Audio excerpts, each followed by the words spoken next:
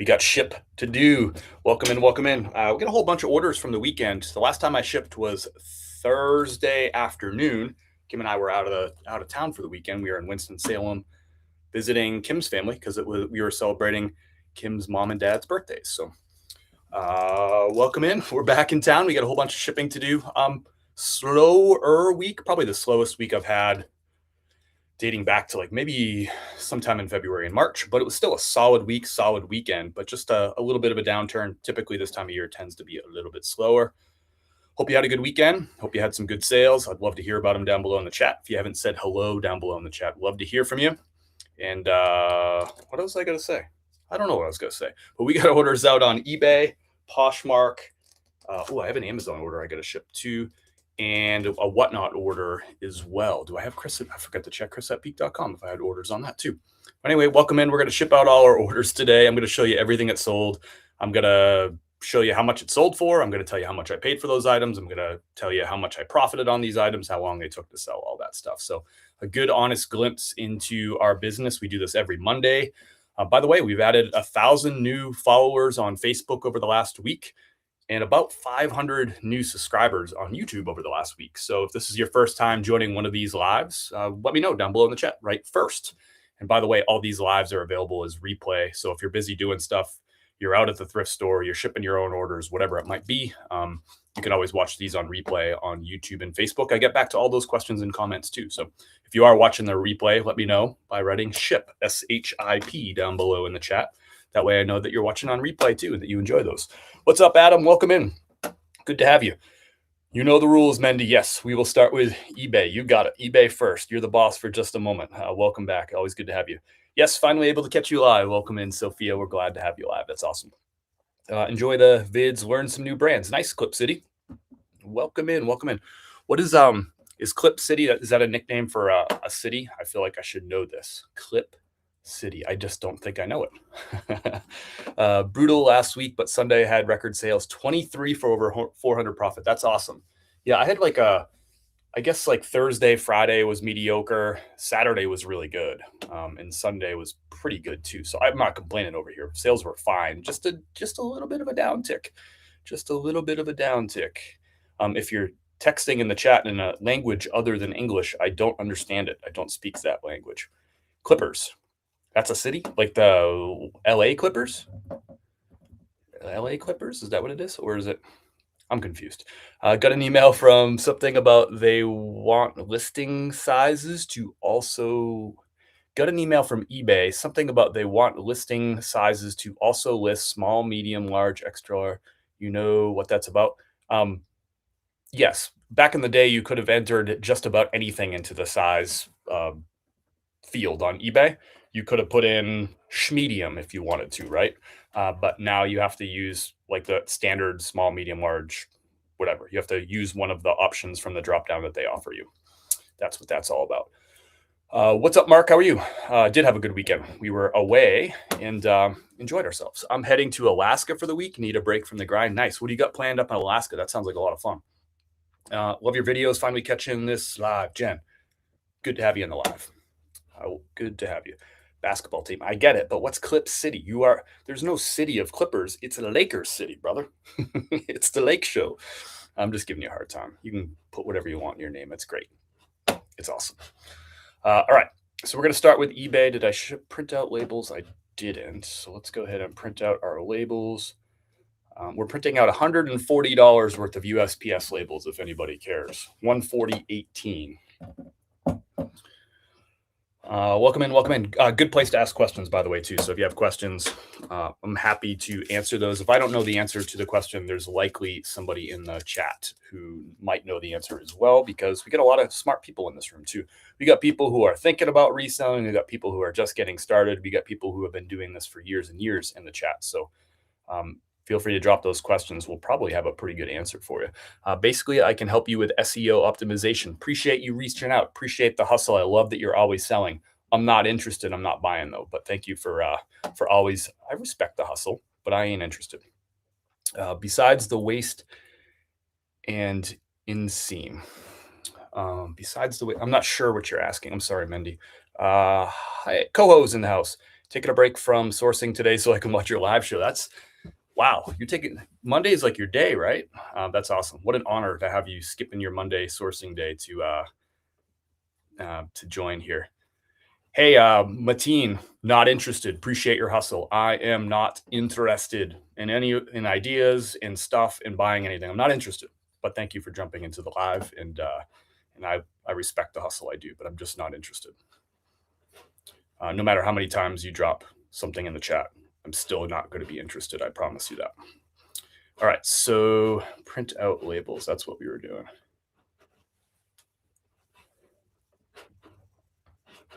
And I love to hear about your sales. Oop. I printed out one label. Oh, it's the wrong. Printed out the wrong thing. Crap.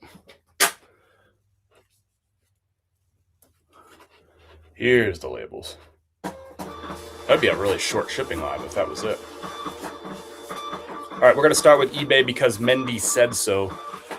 Alex, appreciate your positive vibes. That's cool. I appreciate your knowledge and insight, especially for suits. Right on. We're going to ship out. We got one suit going out the door today. Got a good mix of stuff. We got springtime stuff, spring, summer stuff, but we're definitely transitioning into the fall selling season for sure. Although there's a good amount of short sleeves going out the door today. But there's some jeans definitely mixed in. A pair of fleece lined pants. That's how you know fall is coming right there. But let's get these all out. So cool. Let's stay in order. How do you deal with eBay returns? I've gotten lied and scammed by the buyers in eBay 4 times now. Help. Questions and curiosity. Scammers suck. Returns are no fun. But it's part of the business, right? It doesn't matter what clothing business. If you open a TJ Maxx, you open a Macy's, you open a REI, whatever it is, Kohl's, there's going to be returns. That's just part of the business. And there's going to be people who try to take advantage of the return process or whatever. They're going to try to steal from you, right? So just be grateful that you don't have a Kohl's with a bunch of people running out the front door with whatever they feel like running out the front door with.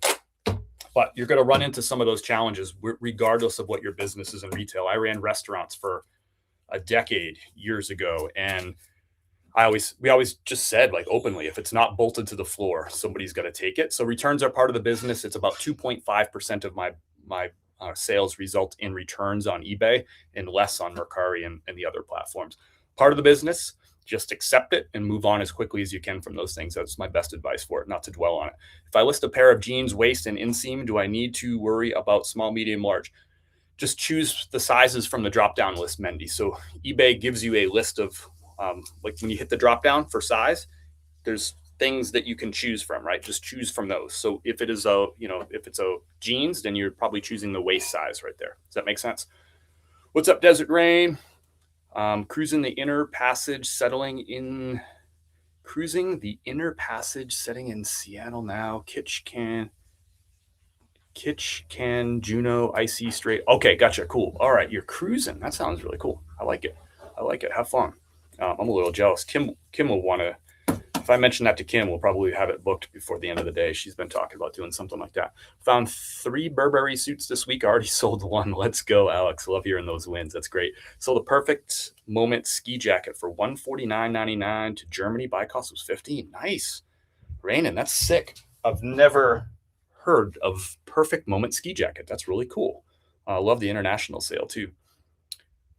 No scammer, sir. I'm professional for eBay store. Mateen. Last time, I'm not interested. Thank you. What's up from Nashville? What's up, MJG in the house? Welcome in. Thank you for your videos. I've learned so much from you. I started Nifty and just now cross-listing from eBay to Poshmark. Nice. I like it, Tony.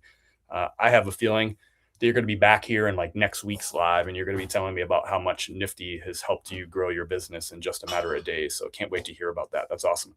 Not sure about you, but I noticed a lot of packages this weekend were significantly cheaper to send via FedEx, even for items under £1. Interesting. I didn't check FedEx for any of them, but maybe I should do that moving forward. I hate FedEx though. Right now, my postal worker is picking up packages out front right now and dropping off stuff. So I like that better than having to go to FedEx, to be honest with you. But I'll do it on occasion for big, heavy packages if it's cheaper. But it's just an extra stop for me that I don't feel like doing.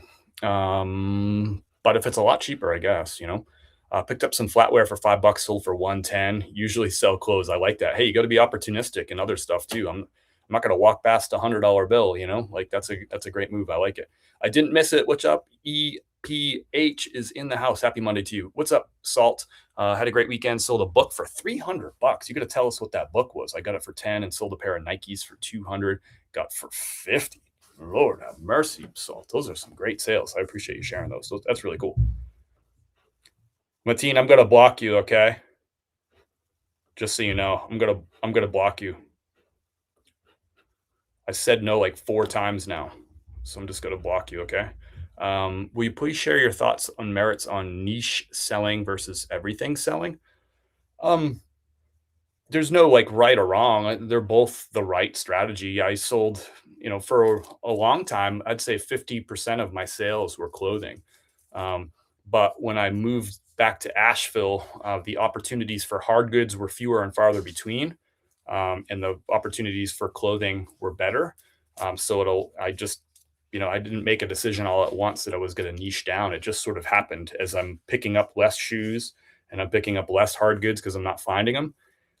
It just sort of kind of happened, right? And I was like, well, I'm doing really well with clothing, and I didn't then just sort of built this system around me to really maximize my efficiency in listing clothing, which slows me down with other things. It's a clothing based system now, so it just works. Do I pick up a golf bag or a golf set when I find them from time to time? Yeah, I still do stuff like that, but I'm just not spending as much time looking for that kind of stuff. What's up, Articles? How are you? Welcome in. Hello from India. Chain Thrift is in the house. How's the thrifting in India? That's awesome. FedEx is always cheaper, under £1. Gotcha. I just never check it, to be honest with you. Welcome in, everybody. It's always good to have you. Appreciate your thoughts and questions. I love hearing about your sales and all that stuff. That's great, too. We're going to start this shipping off with a total dud of an item. I picked up this Polo Ralph Lauren a long time ago. It has some light staining around this collar that I didn't notice until I got onto these nice photo lights that I have here when I get it home. And you're like, ooh, gosh, there's some staining on this. So priced it low to get rid of it. I certainly noted everything about, I noted in the item title, in the description, and in the photos with a close-up photo showing the staining with a pen, like a pointer pointing right at the stain. So this person knows that this is stained. They sent me an offer for $6. I accepted. I probably paid $4 or $5 for this a few years back, but it's out the door. It's part of the business, right? You're going to be out, you're going to be shopping, you're going to be buying stuff, and you're going to miss a stain or a hole or a rip or a tear or whatever. And you're just going to have to figure out how you're going to get rid of that item. Some people donate them back. Some people throw it away. I was already in the process of listing it, taking the photos when I noticed it anyway. I'm like, I might as well finish up, throw it on, whatever. $6, it's out the door. I'm not making money off this, but I also got my money back. So now I can buy some more stuff. We'll start it off with the worst sale of the day. So here's how you know that I'm being honest and transparent with you. I'm not hiding the mistakes. It's just a part of the business. Any business has got to have those mistakes. Just like I mentioned, I was in the restaurant business for a decade before this. And, we overcooked steaks sometimes. And that's, you're going to make those mistakes and you have to own it and move on as quickly as you can. So that was an overcooked steak. There you go. The book is the Native American Jewelry Guide, Volume 1 with Dust Jacket, sells for $400. I have Volume 2 also. Dang, that's awesome. That's great. That makes sense. Thank you. Yeah. I mean, just figure out like whatever, sorry if I didn't finish that thought, but you got to make a decision, based on what your market has to offer for you. And then you kind of build your bit. To me, it's like you build your business around what your area has to offer. I've ran this business now in 3 different markets: Denver, Colorado, Tampa, Florida, and now here in Asheville, North Carolina. And my business sort of changed and morphed in each of those markets. Especially in Denver, I sold a lot of hard goods in Denver because I did a lot of garage selling. There was great garage sales in Denver. Do you ever purchase clothing with stains, or do you base your sourcing? Were you here for that last item? But I try to avoid stains and all that stuff because I don't like to spend time like spot cleaning and all that. I had my best reason to take a lowball offer. They said they were currently in the middle of the ocean, so they can't afford the price and couldn't afford the price because they were on a cruise. That's a good one. That's a good one. That's pretty funny. Thrifting in India is top trending now and started reselling on eBay, Depop, Etsy, Grailed last month, picking up now. Nice. I didn't even know they had things like Depop and engrailed and all that stuff over in India. That's pretty cool though. I'm glad to hear that. Started reselling after watching your videos. Big inspiration. Appreciate the vibes. I'm glad I'm glad to play a small part in your big journey. That's cool. That's funny though. The cruise, I can't afford it because I'm on a cruise. That's funny. I got charged for a sale from last week by USPS. Had some shoes that my scale says was hovering around 2 pounds, and I listed it at 3 pounds last year. They said it was 1 pound, 12 ounces. Not fun. What a pain. What a pain. Part of the business though. You just gotta be like a duck, right? Let it be like water off a duck's back. There you go. Do you wash or dry clean? I don't know. Unless something needs to be washed, I don't. And I haven't been to a dry cleaner in it's probably been like, I don't know, 15 years or something since I haven't been to a dry cleaner since I started reselling, put it that way. What's up, Flipology? Welcome in. Good to have you. Always good to have you. Overcooked steaks is a good analogy. What are your thoughts on just lowering prices versus not listing at all in those situations? I don't have thoughts. I mean, they're both the right answers. Just got to figure out what you want to do with your business. A lot of this business, a lot of any business, right, is there's not a right way and a wrong way. There's a lot of gray area, and you got to figure out what's best for you. Run the numbers based on what your time is and all that stuff, and your tolerance for that kind of stuff, and make a decision. There's no bad decision there. Just make what makes sense for you, and then change your mind in 6 months because it's your business, and you can change your mind if you want to. Next sale's a pretty cool one. Pick this up for $5 at a thrift store. I don't peddle in a lot of vintage t-shirts. But of course, if I come across one that I recognize as being good, I'll grab it. So this is a vintage, it's a Fruit of the Loom tag right here. And this is a made in the USA, Fruit of the Loom. And this is a NASCAR Racing Mark Martin. It's a two-sided graphic. Nice kind of piece right here too. I thought when I first saw this, I thought it was going to be worth more than what it was. I listed it for, I think, $35.99. It sat for a couple of months. Let me just see how long I've had it. Because someone in the chat's going to be like, you undersold it. Well, if that's true, then why didn't somebody buy it when I first listed it? So I listed it on May the 28th. So it took 63 days to sell, and it was listed for $35.99 for, the duration of those 63 days. I got 0 offers on it. Actually, I think I got an offer when I first listed it for something like $10 or $12, or not like a serious offer, right? But just not really getting any action on it. Got an offer for $30. Happy to move it. I paid $5 for this at a thrift store. So nice little sale right there. I'll tell you exactly what my profit is on this item. We'll take a look at what the eBay took for fees and how much the shipping label costs. So at the end of the day, eBay's going to pay me out $22.24 after fees and the shipping label, and I paid $5. So $17.24 profit on this. It sold in 63 days. I was excited about this. When I first laid eyes on it, I figured this was probably like a $60 or $70 vintage tee, but it just didn't work out that way. That's fine. I'm happy with the sale. But my eyes did kind of like light up a little bit. I was like, this is going to be a good one. But hey, I'll take the $30 sale. Brother, do you have suggestions for me? Any Indian-made items sell better in the US or globally? I don't really know. I'm not really sure. That's not kind of my thing. Sorry, Chain Thrift. I just don't have an answer for that question. If I did, I would tell you. I just don't know. Been a good Monday. Sold 5 items on eBay today alone. Let's go, Dustin. Let's keep the good times rolling there. And like that good start to the week. Monday sets the tone, right? So I was afraid of Nifty because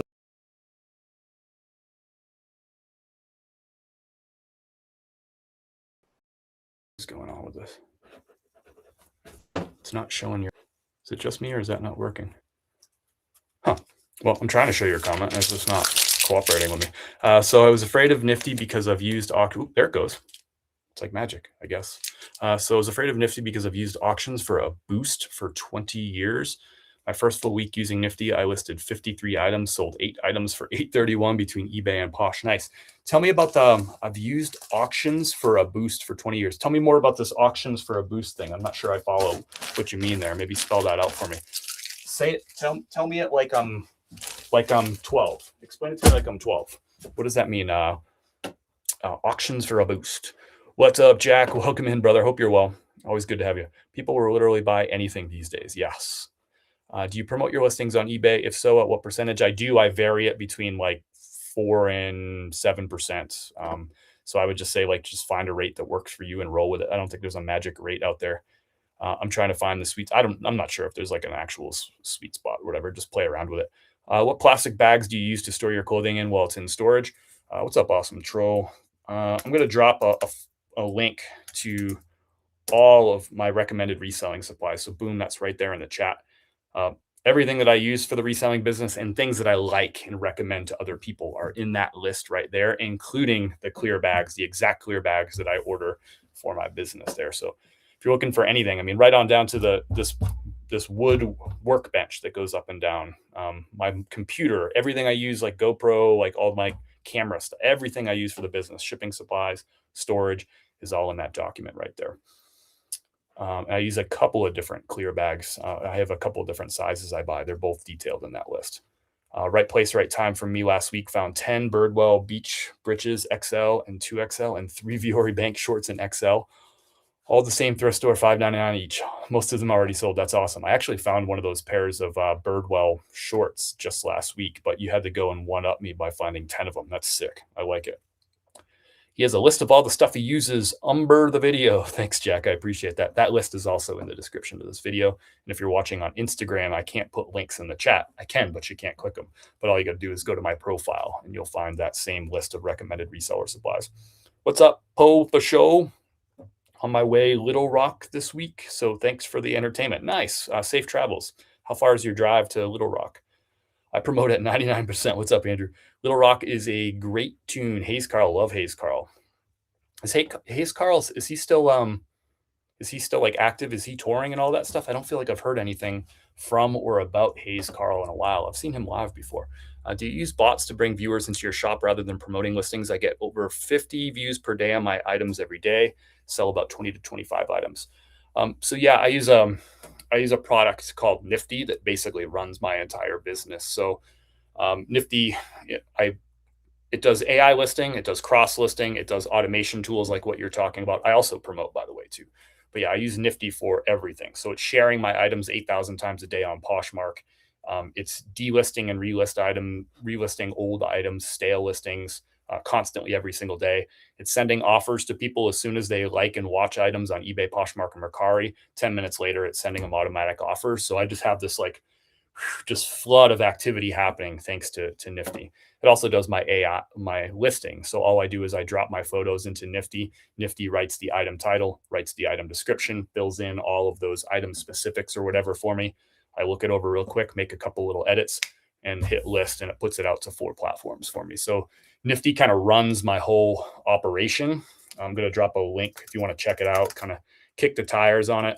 I'm going to drop a link down below. It's a free trial link, and it will also get you 15% off your first month if you decide you like it. So a free trial, you can try out all the features for 7 days and see how it works for your business.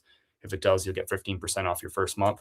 Typically, somewhere around 95, 96% of the people that sign up for the free trial actually convert and pay and decide that they want the product, which is a really, really high conversion rate, as you can imagine, in anything that's like software solution kind of stuff. That's because people like the product. And oftentimes people are switching from another product. It does some of the same things, but maybe not as well. And it's also maybe a product that doesn't do all the things that Nifty does, and Nifty just does it better or does all the things. So check it out. I just dropped the link down below. That link is always in the description of this video. It's always at chris@peak.com. You'll find that discount link. So if today's the day, great. If tomorrow's the day, you can still find that link. Just go to chris@peak.com or just click on my profile. You can always find that stuff. I just bought my first men's blazer for $22. And if you have questions about Nifty, I'm here for it. I love the product. I've been using it for over 2 years. So I'm happy to share whatever I can about it. Just bought my first men's blazer for $22. New tag, Vineyard Vines on the go. Nice. I like that Vineyard Vines on the go line. I don't know that I've found a blazer, so that's pretty cool. And do you store all clothing folded? Or is there anything you hang until it's sold? I hang some like big heavy jackets here in the office just because they would take up like big winter jackets, right? Like I could put like maybe 2 of them in a bin. It will fill the whole bin up, right? So instead, I just have some of those hanging here in the office. And yes, everything's folded. I don't know. Ain't heard much. Great live. Gotcha. Okay, cool. 8,000 times. Seems like a lot. It is a lot, brother. Found a vintage Brooks Brothers made in the USA and union made navy blue suit, no size or material tag. Didn't feel like wool, pick up or pass. I don't know. You know me. I'm not going to, without seeing the item and having it in my hands, I'm not going to play the pick or pass game. Yeah, I mean, I'd have to see the suit, you know. I'm going to want to look at the style, the lapel. Yeah.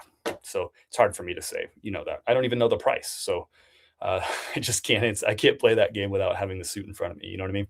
I promote at 9%, but I'm starting to think that might be high based on what a few other people are saying. Yeah. I don't know.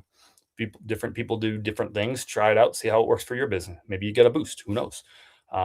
P.S. That book sold on a nifty offer while I was asleep. I love that. You know, I love that. Another Monday. Let's go. Good Guy Flips is in the house. Welcome in. 2 hours, 21 minutes from Memphis. Well, a suburb of Memphis. Gotcha. Asked you a question about blazers on a recent video. You recommended the video back in January, the video and the one a year ago on how to list clothes on eBay and Posh. Okay, cool. I'm glad you found those helpful. That's great. I'm glad you found the videos too.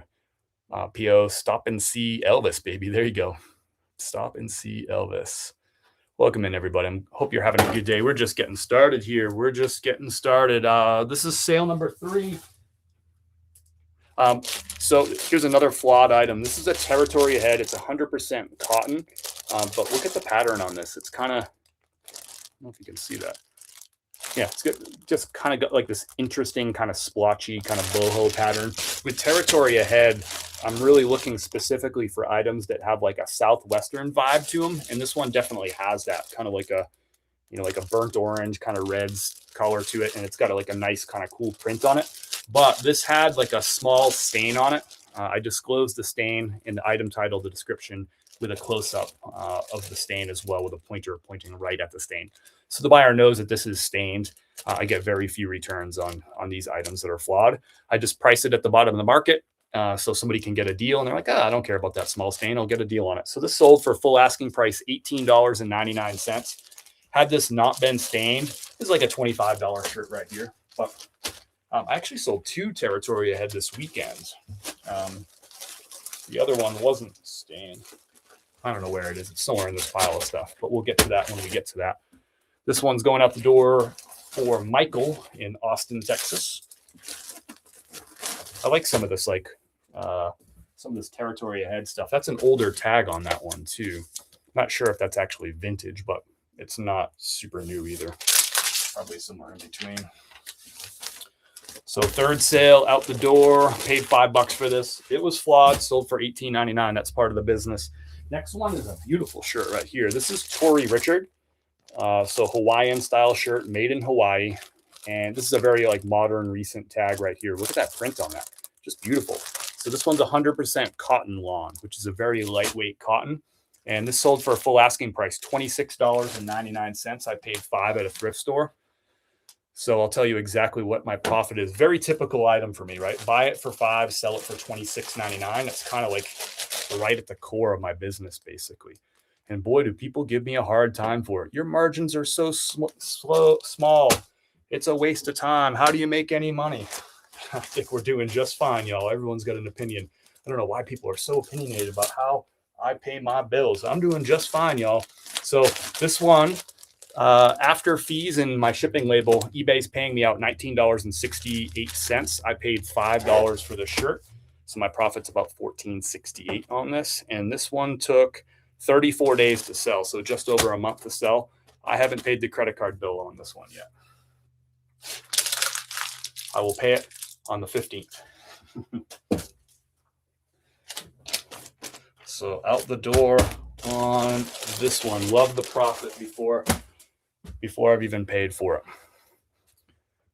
Answering the question about my auction boost comment. When an auction ends, the last hours of the auction, it shows up towards the top of search findings without paying a promotional fee. Gotcha. Cool. I quit promoting. Sales are the same and didn't have a ton of clothes listed though. Have plenty to list. You always have plenty to list. You do more. You do more flapping your gums in this live than you do listing. You know, it's all in good fun. What coffee are you drinking today? I drank my 2 coffees and I'm out of coffee, but I did have our Black Mountain dark roast. I had it a cold brew with a little bit of oat milk. I had 2 of them. I'm wired now. I don't need a third. For me, I have to have 2 cups, no more, no less. Can't do 3. That's a bad idea. One, just not enough. I had the perfect amount. I had my two, and we are rocking and rolling. Thank you for asking, JT. How far are you from Dollywood? Um, probably, probably like 2.5. I think, 2.5. Uh, no, is it that far? Yeah, no, maybe it's closer to two. Um, I've never been. I've driven by it though. Hello, y'all. What's up, piece of scrap? Picked up my first territory head recently. Waffle corduroy heavy shirts, new brand. I learned from you. Nice. That definitely sounds like it's got the vibe that I look for in a territory head. I'm also looking for like unique fabrics. So you found corduroy. That's great. I look for linen. I look for silk. I look for wool, and just anything that's unique does really well for territory head. You ain't lying. I just went and picked up a truckload of wood and a big ass workbench. Nice. Nice. Hey, Chris, happy Monday. Hope your weekend was well. Can't wait to hear about all your sales. Well, you're in the right place. Thanks for being here. I appreciate the good vibes. Thrift Bliss. Hope you had a good weekend too. Been experimenting with running sales on eBay versus promoted listings. In my opinion, promoting at 7-9% outperformed a 10% sale in my store. Could be coincidental. Just have to find what works for you. It's going to depend on like your mix of inventory and all that stuff too. But for me, I would rather have a promotion rate of like 7 to 9% than a sale of 10%, because it doesn't matter how cheap your stuff is if nobody sees it, right? So you can have the best price on the planet, but if your item is on page 4, nobody's getting to page 4, right? So if you have a really common item like a Polo Ralph Lauren shirt, where there's thousands of them listed in size large at any given time, even if you have the best price, the lowest price in the market, if you're on page 4 or page 5, it's probably not going to matter. I'd rather be on page 1 with a less good price, if that makes sense. Because if they don't see your product, they're never going to buy it. But if you're selling a lot of high sell-through rate items where there isn't 4 or 5 pages worth of results, then maybe the promoting doesn't make as much sense, right? Checking in from Myrtle Beach. What's up, Armstrong? Sold 4 things so far in away mode on eBay. Turned off auto offers on Nifty because I heard they will cancel my away shipping time frame. No, that's not a thing. Why would it do that? Why would an offer change your time away shipping? No. You're good. Leave it on, brother, or do what you want. But yeah, I don't know who told you that. Now we have a house and 2 extra lots. I have lots of outdoor work going on. I like it. Busy. You have been busy traveling. Yeah, I just got back from Winston-Salem. That's a short trip. That's like 2.5 hours. That's like nothing. What's up, TK? How are you? Good to have you. Always good to have you, even if it's just for a moment. Thanks for being here. Do you have a video showing how you use Nifty to do your listing? Do you use their price suggestions? Yes, I have a video how I do how I use Nifty for my listing. You'll find that on YouTube. I published that last July, so you just have to scroll back a little bit, or you can just search for it's the video that talks about AI listing on Nifty, and that's the exact process I use to list on Nifty. Do you use their price suggestions? I don't typically use the price suggestions. It's like a new thing, but I mean, I'll look at it for items that I don't know the price of, but I pretty much know like what I'm going to price things for the most part, unless it's like a first time I've picked up a certain item. But I have been keeping an eye on it, just kind of evaluating if I think it's good. And I do think it's good, especially for like common items. I feel like the sweet spot recommendation is pretty similar to what I end up listing a lot of items for. Of course, if you have something that's like a rare print or a really desirable colorway that I know is that way, then Nifty might not be right on it, right? Because it maybe doesn't recognize it as a rare item or a rare colorway like I can. Or if it's just like, oh, anytime I find a paisley pattern in this brand, it crushes. And Nifty might not know that, so the sweet spot might not be as good. But for pretty typical items, Nifty's sweet spot is like they have 3 suggestions, like low, high, and then sweet spot, I think is what they call it. And the sweet spot's pretty darn close to how I price. So to be honest with you, I think if you're on the newer end of reselling, I think that sweet spot's going to be a lot better than most young resellers or new resellers. I think that sweet spot is going to be pretty good, probably 90% of the time. So yeah, I've just been kind of evaluating it recently. I don't really use it as a tool, but I'm kind of evaluating it. So when people ask me questions, hey, what do you think about the Nifty pricing thing? I'm like, I actually think it's pretty good. Hope you had a great weekend of sales. Feel like I'm finally getting out of the summer slowdown. I'm glad to hear that. I'm kind of like in the midst of like my worst week probably since like February, March-ish, but I've had a really good summer. I'm very grateful for that. So one kind of meh week, I can handle that. Just got a return request for an item claiming doesn't fit, insanely small, but says the measurements are accurate. Yeah, I mean, to me, you don't hear me talking about returns all that much because I just don't even pay attention. It's just such a small part of the business. 2.5% of my eBay sales typically result in returns. So I get those return requests. I do a lot of volume, so I get those return requests pretty constantly. I don't even like look at them most of the time. Now, if it's a big sale, like I'm not immune to it. I'm like, oh, that's crummy. That was $100 sale, and that's coming back. I mean, yeah, I feel it too, but I forget it by the time. Yeah, it just rolls right off my back. This is Polka Kingpin. Nice. Decided to update my YouTube handle to the store name, and I will be under when my fiance and I merge in November. That's exciting times for you. So congrats on your engagement and upcoming wedding and name changes. There's a lot going on. Great, thanks. I still don't feel confident on my pricing. I am part-time and I list about 5 items a day. That's awesome, Jim. Yeah, I think the listing tool is great. Could be a time saver, so you don't have to look up every single item. You know what I mean? Be careful using Poshmark price. I had a dress. They said 25. I looked up on eBay 333. So I always check if in doubt. There you go. I didn't see this in your reselling items list. Do you iron or steam clothing? That is fine. No. I don't own an iron or a steamer. So you won't see that in my recommended reseller supply list. I don't recommend wasting time doing that kind of stuff. You do what you want, but I'm not going to recommend a product for it because I don't own either one of those things. What's the brand you didn't expect to find at TJ Maxx? Found Lululemon shirt with no tags for 10. Thought that was weird. What's the brand you didn't expect to find at TJ Maxx? I'm not sure. I don't know what you're referring to. Was there a time I found something at TJ Maxx? I don't know what you mean. But that's cool that you found a Lulu. That's a rare one. I noticed Nifty suggested price changes based on keywords. That makes sense. I never worry about returns. Just get them back and relist. They always sell again. That's right. It's part of the biz. You can fight it all you want and say, I don't want returns. Guess what? You're in the clothing business. You're not going to be the only clothing business in the history of the world that doesn't have returns, unless you're like a thrift store that doesn't accept returns. I guess that does exist, but you know what I mean. But then they're also selling things for like $1, $2, $5. So if that's what you want to do, then you can do that. Got a pair of Duluth. This is the Flex Fire Hose. This is a very heavy canvas pant. So the model is Flex Fire Hose, and these are fleece lined. So this is 3 pounds right here. It's like 2 pounds, 14 ounces. Very heavy, kind of winter time type of piece right here. This sold on a nifty best offer, $25.19. This took 7 days to sell. It's a size 44 by 32. I do well with Duluth trading in these bigger sizes. In fact, most of the Duluth trading I feel like is bigger sizes like this. So here's an eBay sale, $25.19 on that nifty best offer.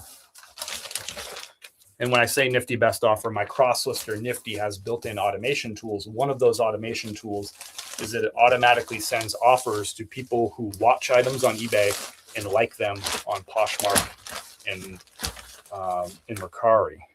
So what happened is so the buyer's name here is Terry.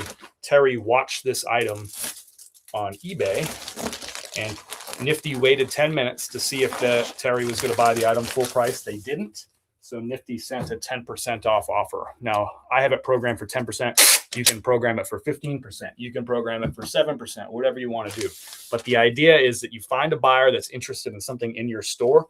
Don't let them leave the store without getting that purchase. So since your store, if you're selling on eBay and Poshmark, is not in person, you can't trip that person. You can't lock the door and not let them out until they make the purchase. But you can send them a little deal, like a little 10% off to incent them to, like, all right, let's finish this deal. Let's close it out. Let's get it done, And that's the idea. And it gets me extra sales every single day. I think this is the first one that's going out that's a nifty best offer today, but the next one's actually a nifty best offer, and we'll have other ones too as we move through the day that or as through the shipping here. So first nifty best offer out the door. That tool alone is worth the price that I pay for Nifty every month, just having those auto offers. Some of you might say, like, you know what? I like to be in control of my offers. I like to send the offers. I hear this conversation all the time. And I'm like, well, that's cool, but you might have had that same pair of pants for sale, and the person watched my item and watched your item. You noticed that they were watching 3 hours later and sent that 10% off offer yourself. Maybe you even sent a 15% offer, but it doesn't matter. I already closed the deal. Nifty sent the offer 10 minutes after they watched it. You sent it 3 hours after. So they've already paid me. I'm already shipped the item, and you're noticing that you have that offer or that watcher to send an offer on. So that speed is huge. You don't want to let somebody off the hook. They could go buy something from me. They could go buy something on Poshmark. They could buy something instead on Amazon. So you want to, that's why I love that tool so much, is you want to close a deal when you have somebody interested in your stuff. I love it when I see someone in a Facebook group say, that's why I will not take returns. Well, I'm like, you will too if they want it bad enough. Exactly. You can do no returns, but if the person says item not as described, that item is coming back no matter what you do. Blessings, Chris. Welcome. What's up, Colby? I have a pair of fleece line Carhartt jeans for sale right now. They're heavy as well. I sold a pair of Carhartt fleece lines, I don't know, maybe 3 weeks ago or so. And I was expecting them totally to sit until October, but they went. So there's another example. That pair sold in 7 days, by the way. Hope you're well, Kobe. I got an eBay return, reached out to buyer, no response. eBay says delivered, yes to me. How do I refund a buyer when it says completed? I got an eBay return, reached out to buyer, no response. eBay says delivered, yes to me. How do I refund a buyer when it says completed? I'm not sure. I honestly, I'm not really sure I follow the scenario here. I'm assuming you've done a eBay return before, right, Donna? So yeah, maybe I don't think I totally understand what's going. Is this just a normal return? They ship the item back, and you just click on where it says refund. Yeah, I'm not sure I follow you. Maybe the scenario, I'm just not understanding the scenario. My fault, not yours. Knock wood, I have very few, knock on wood, I have very few returns, like maybe 10 in 10 years. I hate when a buyer cancels. That burns my ass with a flame. That's funny. You kill me. You kidding? Must be new sellers. You recon. I did deny a return when I started. Lady said she didn't like them. I said, too bad. I didn't want them back. Never heard anything else. There you go. I have been drifting for, I am embarrassed to say, years, and I'm ready to start. I'm ready to start, and I'm going to start out using Nifty because so many people like it. From your experience, would you recommend starting on eBay and bringing in Poshmark when I get more experience, or just start out with both? Appreciate you. Janet, I'm not exactly sure. Thank you for trusting me to answer this question. I'm not 100% sure where you are in your journey, but I'll try to answer your question here and also hopefully speak to some other people that are maybe in the same spot. So it sounds like maybe you're just getting started. I'll just make the assumption, unless you tell me otherwise down below in the chat, that you're just getting started. I wouldn't recommend the investment right now today. If today's your first day selling on eBay, I wouldn't suggest Nifty. I wouldn't suggest any kind of cross lister. I'd recommend that you get really good at the fundamentals on one platform. So eBay makes sense to me. That's going to be probably your biggest platform. You're going to have the biggest audience. There's more buyers. There's international buyers. So start with eBay. Get really good at eBay. Get up to 150 active listings and get to the point where you've actually sold and shipped 75 items. And then I think considering something like Nifty makes sense, because most of the time when people invest in Nifty, they're talking about cross-listing, right? So cross-listing means that you're buying on and shipping on more than one platform. I'd rather you really get comfortable with the shipping process and the listing process and the offers process and the returns process on one platform, rather than trying to figure out on 3 or 4 platforms all at once. It just feels like a lot to me. So I would say get started on one platform, eBay or Poshmark. You make the decision that makes the most sense for you, and just get really good at that platform. And then consider something like Nifty. The other reason for that is typically when people get started, they don't have the fundamentals as strong as other people do. And when I'm talking about fundamentals, I'm like great photos, great keywords, measurements in all your listings, picking up items that are actually in demand, getting really good at pricing your items aggressively so they'll actually sell. Get really good at those things first. If you have crappy prices, crappy photos, crappy keywords, no measurements in your listings, and you start cross listing, well, all you're doing is you're taking mediocre or worse listings and you're duplicating that onto other platforms. So you'll probably get mediocre results with those listings on eBay. Great. Now you'll get mediocre results if you cross list on other platforms. You'll get mediocre results on Poshmark. You'll get mediocre results on Mercari. I'd rather you get really good at one platform, get really good at the fundamentals, and then duplicate great listings, because great listings on eBay will get you great results. And then when you cross list on other platforms, you'll get even better, then you'll really start cooking. So that's my suggestion to you if you're just getting started, or anybody who's just getting started. Don't get wooed by a cross listing tool. You're better off using your money for like something like photo lights. So to improve your photo quality. Usually when I see bad photos, people don't need a fancy background. They don't need this, that, or the other thing. They just need better lighting most of the time. You don't need a better camera. You don't need a fancy camera. You probably just need better lighting. To me, that's a better investment of money early on. Get good at the basics. I have a thrift store I go to that likes to write the price on some items on the clothing tag. Do you run into that and try and clean it off, or do you just list it as? I have a thrift store that I go to that on the clothing tag. They write the price on the clothing tag. I've never ran into that where they write the price with a marker on the clothing tag. Man, I don't. That's a pain.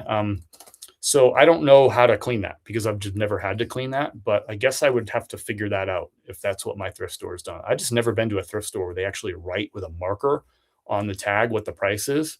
I just haven't seen that yet. But yeah, I guess I would try to get that off. I might also consider not going to that thrift store. That's part of it too. But you got to do what you got to do, I guess. If eBay says you're good, I wouldn't refund it. Post office couldn't deliver. Replying to Donna, they tried 2 times. So it was returned to sender. Is that's what's happening, Donna? I'm sorry. I'm just not. I don't know. I just don't. Was it returned to sender? I'm just not sure the scenario. I've been drifting for a long time, and I am ready to start out on eBay using Nifty. In your experience, do you find it to do better on eBay only and then bring in Poshmark when I get? Is that the same question that you asked up here? Yeah, Janet. That's the same question you just asked, right? Yeah, I think. Did you hear my reply there? So non-delivery. Hi, Chris. Hey, Real. How are you? I've been drifting for a long time. I've been thrifting for a long time. Okay, gotcha. This is the same question again, right? Right, Janet. Did you hear my reply? I leave Goodwill, written price on it. Gotcha. Donna. So the item was returned to sender. So just go to the order history and refund, like just hit the refund button. Like I can click right now on any of these orders and I can then click refund if I wanted to on any of these. Just go to order details and then go to more actions, refund. That's it. It's right there. It's on any order. I did, Chris. Thank you. And sorry about no problem. I just wanted to make sure that we were maybe like my audio wasn't working or something, which has happened recently. So cool. Let me know if you have any follow-ups to that, Janet. Welcome to the live stream. Good to meet you, and I appreciate the question for sure. Our next order is another eBay order. This is going to someone. Going to Mike. This is another nifty best offer. So this sold for $18.89. I had it listed at I think $21. So $18.89. I paid $5 at the thrift store. This is a modern Orvis, and this one's like a moisture wicking one. So it's like a nylon blend here, which is something that somebody would actually like wear to go fishing or something like that. These typically do better for me in Orvis than a cotton one, but I do pick up some of the cotton ones as well. But this one sold. How quickly did this sell? I feel like I just listed this one. Well, that's because I listed it on. What did I list it on? I listed it on Friday and it sold on Saturday. That's why it seems like I just listed it. So 1 day to sell on this Orbis right here. So nice quick flip. The last 2 sales were quick, right? 7 days on the Duluth and 1 day on this one. We'll take that. Love the quick flips. In the garage, out of the garage. Let's get the money into the bank account before we've even paid the credit card bill for this stuff. Okay, look, you got it, Donna. Return to sender per eBay. You don't have to refund. Buyer lost their protection. That is true. You do what you want. I told you what I do. Eastern North Carolina Goodwill stores will write the price on the garment tag of specialty priced items. Grandma's Secret gets it out most of the time. Gotcha. That would drive me crazy having to do that on every item. I probably wouldn't buy them, to be honest with you. I just hate those projects like that. Just picked up 2 Oak Hill Blazers on sale Goodwill for $3 a piece. Nice, Luke. You know I like those. What did Orbis sell for? $18.89 plus $6.95 shipping on that one. Made about probably $10 profit on that. And it sold in 1 day. Gotta like that. Next up is a great sale here. This is going to Cameron. This is going to Buckeye, Arizona. We got 2 pairs here of Ariat M4. Ariat Rebar M4 Relaxed Straight. 34 by 28. So 2 different colors, same size, same model. I bundled them up together. Now, both of these are a little washed out. I noted that in the item title in the description and obviously took close-up photos so somebody could see that they're kind of just like a little washed out, little faded. So I priced them aggressively in the bundle. They sold for full asking price, $55.99. I paid $5 a piece for these. So all in, $10. Sold for $55.99 as the bundle of 2. So gotta love that. Profit on this one's gonna be nice. Gotta be nice. It's a warm day here in Asheville, I'll tell you that much. So after shipping and fees, eBay's going to pay me out $44.57. I paid $5 a piece for these, so 10 total. So my profit on this order is 34 and change. Not bad. I feel like this was a fairly quick sale too. 30 days, exactly 1 month to sell on these. Haven't paid the credit card bill yet. Got the profit already. I like it. I agree. Do what you want about refunding. I refund and relist. It will sell again. That's right. I don't want somebody's money if, you know what I mean? Like, I don't want somebody's money if they didn't get the product. I don't want their money. It just doesn't, that feels icky to me. I have the same problem with men's pants here in Tucson. They write the size in Sharpie on the inside of the waist. There is no reason to do that. Yeah, I'm sure these items all have size tags on them anyway.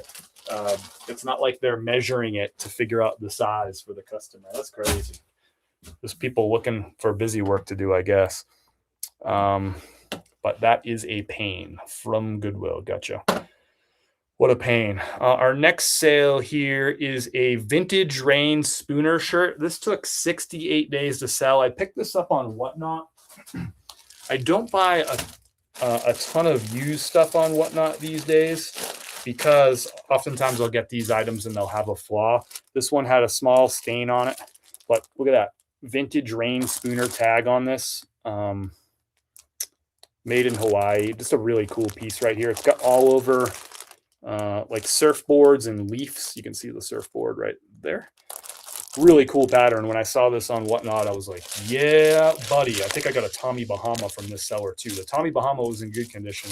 This vintage rain spooner not. I got it really cheap though. I got it for like $6, I think. Anyway, it sold for $20 on a best offer on eBay. This I probably would have listed for like 30 something dollars if it didn't have the flaw. I listed it for like, I don't know, $23 or $24 with the flaw.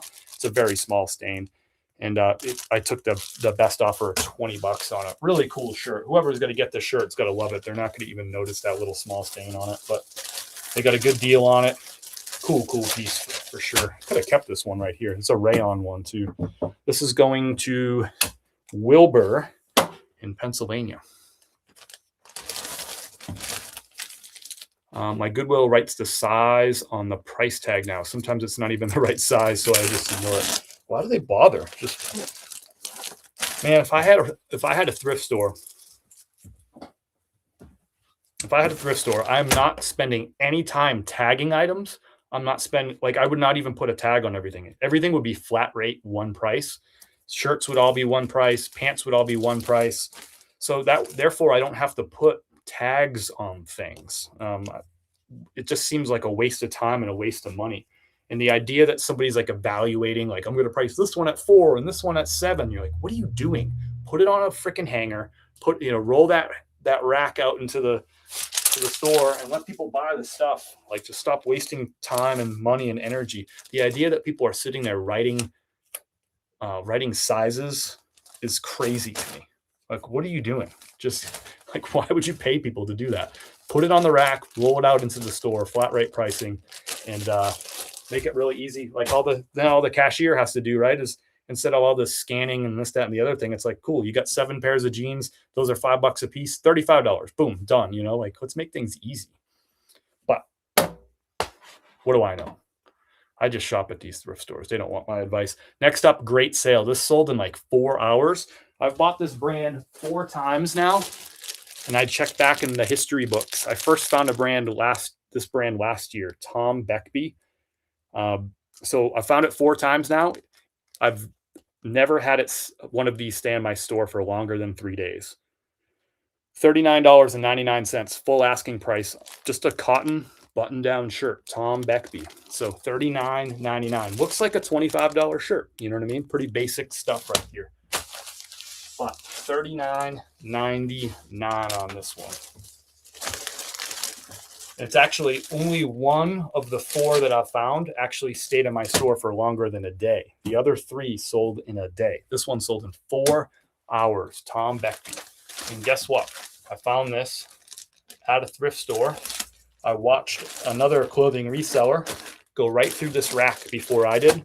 And I said to myself, well, the guy seems like he knows what he's doing. I don't want to go behind him on this rack. And I'm like, I'm going to do it. And I pulled this off like pretty early in the rack too. So I was like, okay, maybe he missed some other stuff too. I don't remember if he missed other stuff or not, but I do remember he missed this one. $40 shirt right there. I paid $5. Sold in 4 hours. It's like, I mean, is there a better? I don't think I had a better find this week. To find something for $5, sell it for 40, and sell it like within a couple of hours, 4 hours. It's hard to beat that. I do have some other really good sales though, by the way, like higher profit margins, but 4 hours is sick off of a $5 pickup. Makes it hard to buy men's pants. I haven't had complaints yet for the small amount I've had sold. They also write the price in sharply on the bottom of shoes. It's so annoying. Just make it flat rate pricing. Just put it on a sign. You know what I mean? Like, why are you wasting time doing this stuff? What's up, Dora? Welcome in. Good to have you. Always a pleasure.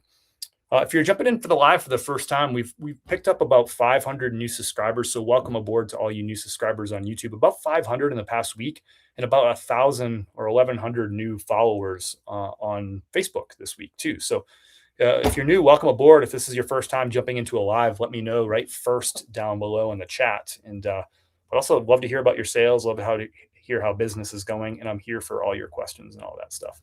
How are your July eBay sales? First month in 2026 where my year-over-year eBay profit was down, dropping 3.26%. I like this numbers. You like 3.2. We're very specific. I like it. Thanks to Nifty and cross-listing, my overall profit was up 28%.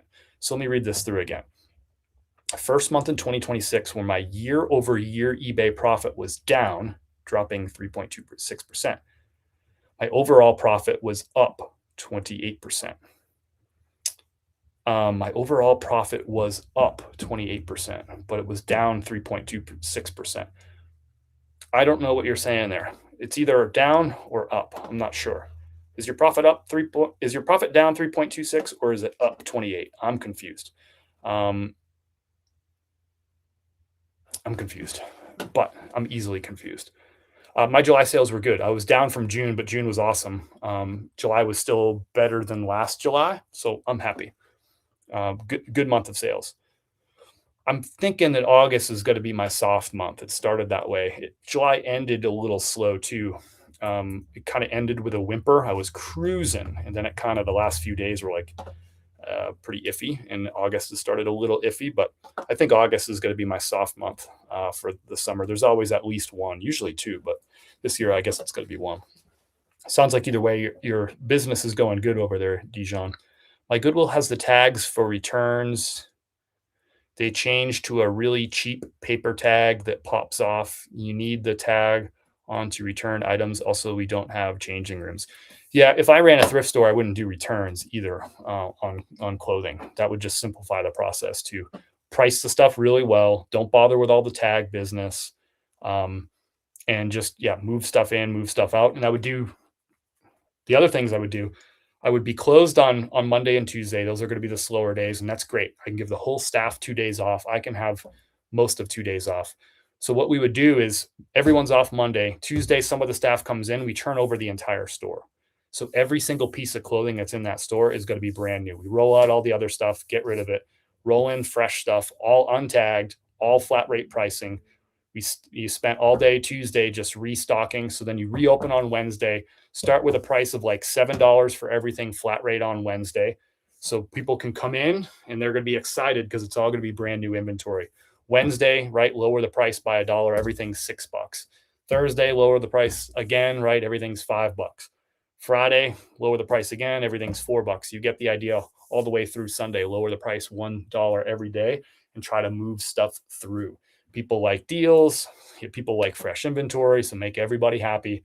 And then whatever's not sold by Sunday when you close, get rid of it and start fresh on Wednesday. And that's it.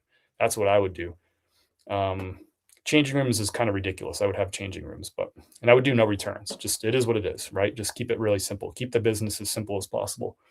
Return the item 20 to 30 is not worth a bad rating that will stay on your profile for months and possibly affecting. Yeah, that's a good argument right there. Just remembered, found a rod and gun new tag this weekend. Would you have passed if you didn't? Would have passed if you didn't bring it up last week. First time seeing that brand in the wild. Nice, good find. I'm glad that I could play a small role in your big journey. So good find on that one. I like it. Next up is this is another really quick sale. How many days was this one? This was 1 day to sell. I listed this this sold on Saturday. So I listed it on Friday, sold on Saturday. Polo Ralph Lauren, men's medium, brand new with tags. It's just a regular old short sleeve cotton polo with the flesh pony right there. I picked this up retail arbitrage. I paid $22 for it, and it sold for this sold on a best offer, $49.99 on there. So not crazy profit, right? I paid $22 for it because it's brand new with tags. Got it on a retail clearance sale. But to sell it for $49.99, more than double the money there, and get it out the door nice and quick, I like it. So I'll tell you exactly what the profit is for something like that, just because I know some of you aren't into the retail arbitrage game and maybe intimidated by paying like $22 for an item. Of course, I've sold thousands of Polo Ralph Lauren items, so I'm very familiar with the market for this. So I'm not like worried about the $22 because I've sold so many of these. So after fees and shipping, eBay is going to pay me out $38.17. I paid $22, so I made $16 profit on this. And again, out the door in a day. $16 profit, solid. I like that. The only thing I wish there was 10 of these so I could have listed quantity 10, one round of photos, one round of measurements. Unfortunately, it was just a one-off, $22 clearance item. But that's when retail arbitrage gets really good, when you find like the quantity. That's the money. But I'll take my $16 and move on. Nope, can't refund. I tried. Oh well, I'll hold it in case customer is in hospital or maybe in service. Nice. Thanks for all the great information. Welcome in, Curdy. Good to have you for your first live. That's awesome. It's good to have you. Long time watcher, first time catching a live. Welcome in, Pockets. Good to have you. Pockets and Stitches. I like it. Cool name. Welcome to the live. It's good to have you. I'm starting with my fall forward live shows. On Whatnot. Most everyone is done with summer. Gotcha. Yeah, this is the time of year. The fall. I mean, you're going to see. I'm still selling summer stuff, but you're going to see a lot more fall stuff rolling out the door. And as the weeks roll on here, people, back to school shopping. we're definitely like over the like that real heat of the summer. We're kind of getting like we had a cool evening last night. We like really comfortable weather. Not cold, but you know what I mean. Like it was like 60s in the evening, which was very pleasant. So I think we're kind of like, we're moving into that fall buying season for sure. Sounds like one of those Amazon bin stores I have around here. Yeah, same kind of model like that. I like the model. I just don't like all the Amazon return junk. But yeah, you know what I mean. That's interesting how you'd run thrift stores. Mondays for me don't have much new out. Tuesdays are pretty good, fairly busy. Thursday is crazy, busy most of the time. Nice. I like it. All right, next up is an order. Let me close out some windows here. I have so many tabs. It's disgusting. That's better. Okay. Next up, pair of Levi's 527 Slim. I'm going to give you an update on how many pairs of Levi's I've sold so far in 2026. Let's just do this. This is a good pair of Levi's, though, like one of the better ones. Levi. I have sold 140 pairs of Levi's so far in 2026. Last year, I sold 225. So if I break this down by the month, 140 divided by 7 months, I've sold 20 a month. Is that right? And last year at 225, let me just do this math. 225 divided by 12. So last year I sold 18.75 per month, and right now I'm right at 20 per month. So I'm going to beat last year, even though it's close, like 18.7 per month to 20 per month right now. I know I'm going to beat last year because in the fall is when I sell the most per month. So in the fall, I'll start selling like 30 pairs of Levi's per month, like basically a pair a day. So we're going to crush last year's numbers for sure. My guess is that we probably finish up. Let me just do some quick math. 30, September, October, November, December. So those 4 months, I'm going to do 30 a month. So that's going to be 120 pairs right there. And this month, I'll probably do 20. So it'll be 140 more. So that'll put me at like 280 on the year. And last year I did 225. So I'm calling it now. It's basically game over. We're beating last year. Anyway, this pair of Levi's 527s, this is one of the better models to look for. This sold for a price that I'm going to tell you about. I lost my place here. You're there.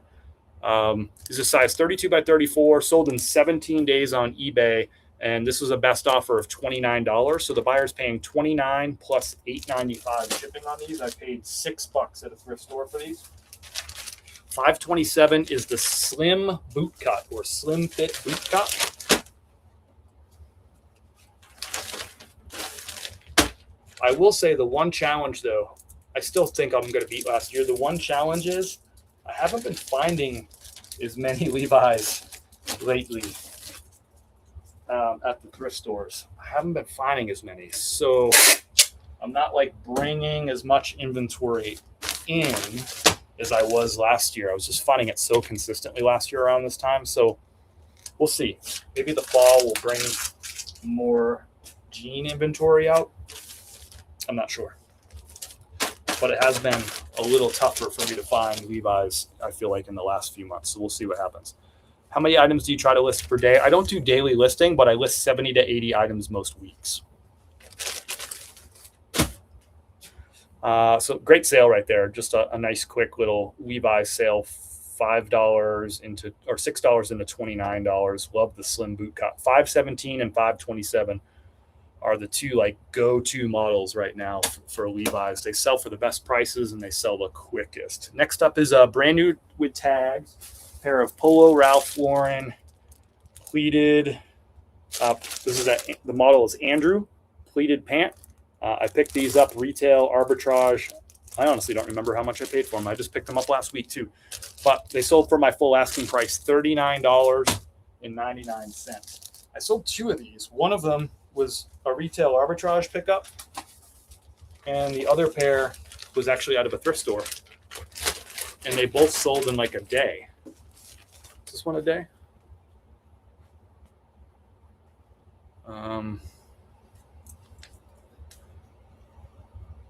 That one sold in one day, and the other one sold in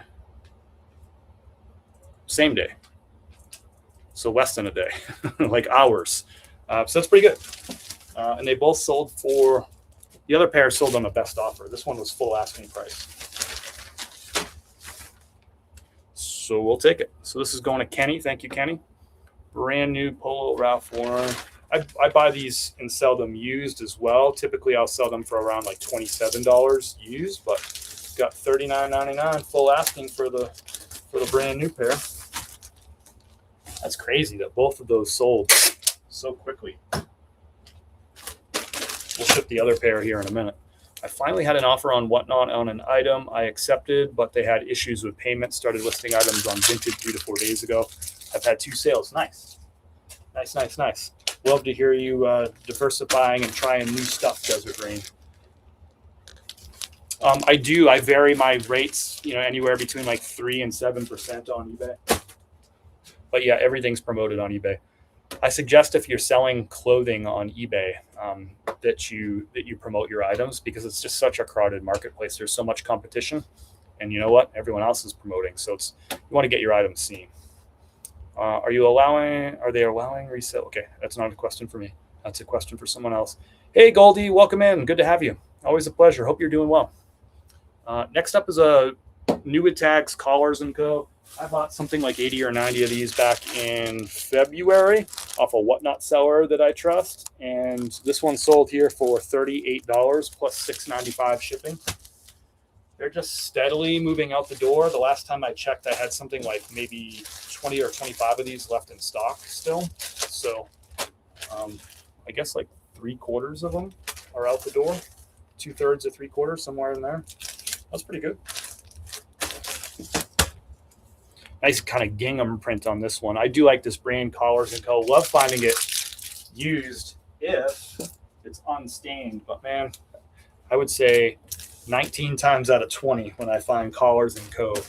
used at a thrift store, it's worn out or really stained or both. So, but anyway, that new one sold for a best offer of $38.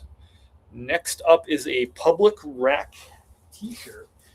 Public Rec got acquired by the brand Noble, which is interesting, earlier this year, but they're still selling the Public Rec pants on the Noble website. I don't know how that's going to shake out, if they're going to keep the Public Rec brand going or if they're going to fold it under the Noble. I have no idea what their plans are, to be honest with you. But Public Rec shirt here, this is a V-neck, sold for full asking price, $20.99. Nothing fancy, just a short sleeve, like Pima cotton stretch shirt right here. Solid color. I paid $5 at a thrift store, $20.99 on the sale price there. I'm not sure. Yeah, I don't know anything about that Vinted website, so I can't contribute to that conversation, but I'm glad y'all are having it. I don't know anything about it. All I hear is like rumors about it, which I cannot substantiate. So I don't even think I've been to their website before. So I just don't have any insight whatsoever. So this is going to Jacob in Kilgore, Texas. Thanks, Jacob.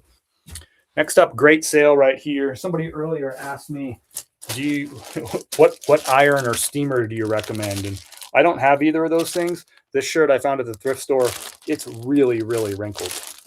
It's like it went through the wrinkle machine. But it's a tie-dye, men's size 3 extra B, Polo Ralph Lauren, like tie-dye, and it's got the pony on the chest, which you can't see just how it's folded.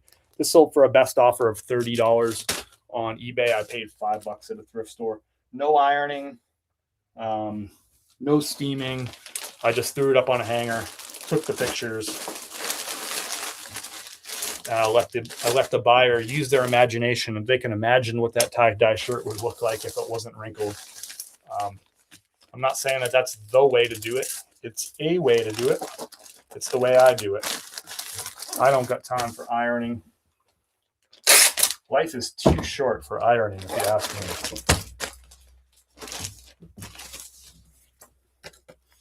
But if you iron, that's great. I'm proud of you. I just followed my Chris intuition and picked up 2 New tags, Charles Tyrett shirts to bundle at my 50% sale this AM. That's awesome. That's awesome. Yep, I got you. I got you with a new tag. That's awesome. Good pickup. I just sold a new tags Charles Tyrett pair of pants last week, I think for $35. They sold in like a couple of days.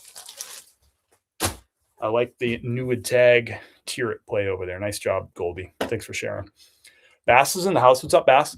Going through a separation with a partner. Ooh, sorry to hear that. No fun. Moving my eBay stuff into my new apartment. Well, here's to new beginnings, Bass and Coffee. And sorry that you're going through the, I'm sure it's challenging, but here's to new beginnings.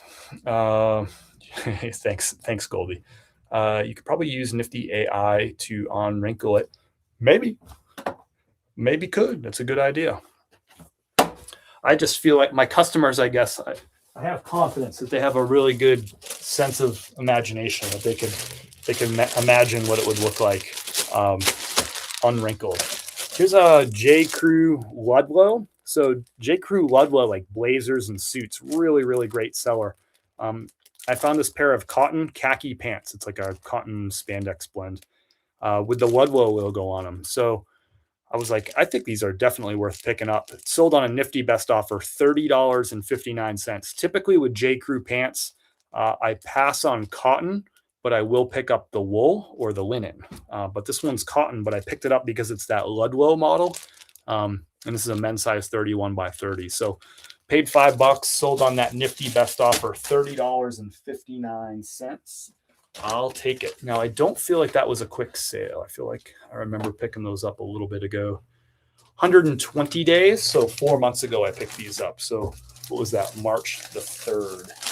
Nothing wrong with that. I have no problem with making something like a $20 to $22 profit and having to wait the 4 months for it. That's fine.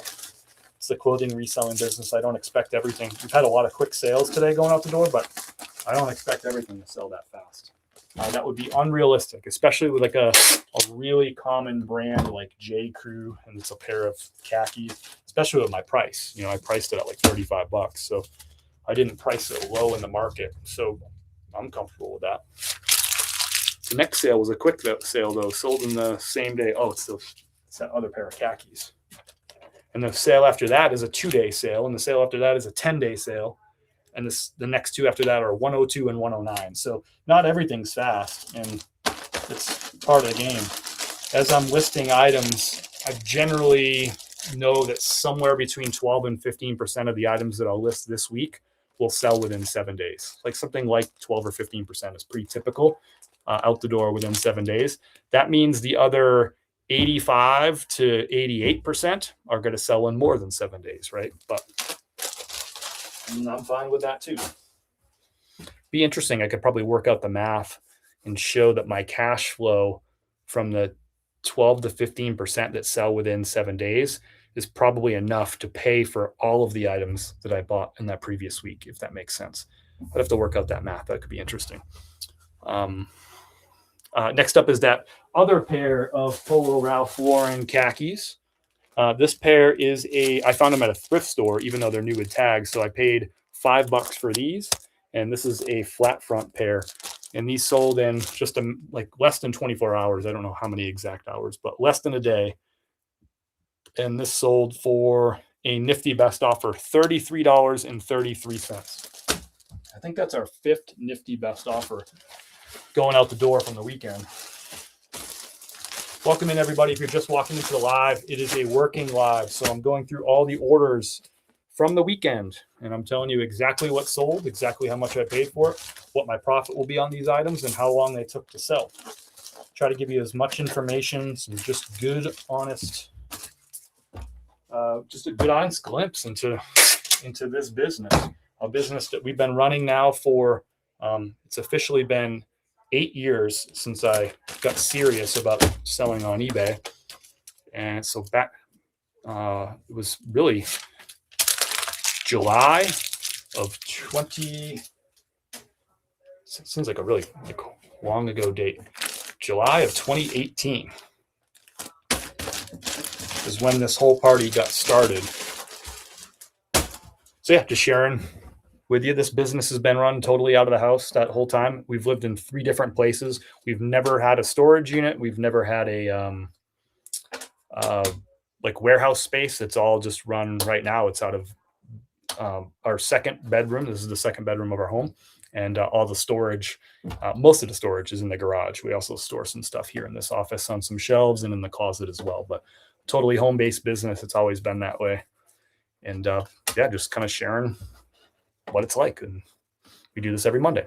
I didn't see this on your item list. I'm looking for a suggestion on either tape measure or measuring sticks for clothing, cheap and efficient.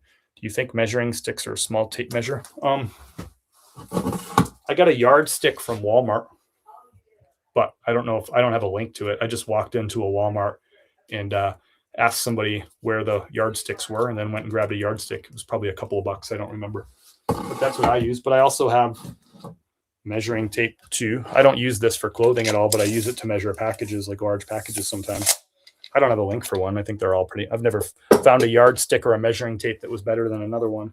I also have, if you look closely too, another way to do it. I have a piece of tape right here, and I just marked off a ruler. So this is like a 41-inch ruler right there. So I can measure items like right on the table too. I use the yardstick now because I put photos of measurements in all my listings now. But I've also measured right here on this table too. That's a piece of painter's tape that I just marked off as a ruler. Just I put the measuring tape next to it and marked it off. And then I put a piece of like clear shipping tape over the painter's tape so that it's protected and doesn't rub off or whatever. So those are my suggestions. I don't have links for those things. What's up, Kevin? Welcome in. Good to have you, brother. Good to have you. We're just right in the middle of the shipping. I think we're probably just passing the halfway point right now. Next up is a pair of Bird Dogs shorts. These sold in 2 days exactly.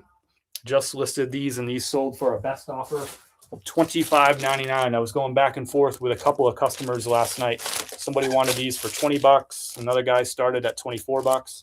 I don't know which one of them ended up buying it, but it was listed at $28.99. I kept countering at $25.99. Somebody accepted the $25.99, so out the door. Somebody else is too bad, so sad you missed out because you were haggling over a couple of bucks. Peak wins. Out the door on this one, going to El Paso to Gabriel. Thank you, Gabriel. Classic, right? Paid $5 for these at a thrift store, sold them for $25.99. That's like, if you ask me, like, hey, what's your business? I buy stuff at thrift stores for $5. I sell it online for 25-ish bucks. That's the business. Of course, I sell some higher ticket items too. Shipped out some of those already. And we're going to ship out some more higher ticket items here in a few moments. But this one, $25.99. Nice quick sale. 2 days out the door on that. Love it. This Bad Birdie pair of shorts sold pretty quick too. 10 days on this one. I picked these up in, these were in my Richmond YouTube video. This was at the final store actually, which I think turned out to be the best store. So grab these Bad Birdie. I don't know if you can see the logo right there. It's like same color. These sold for $28.99. I had a few different people offering me more like $20 for these, but I got my full asking price, $28.99. I just had to be patient for 10 days, and they went out the door. 10 days is fast. Bird Dogs is a great brand. Yeah, it doesn't sell like it once did, but Bird Dogs is still solid. For a little while, Bird Dogs was like hot, hot, hot. What's up, Trisha? How are you? What's good?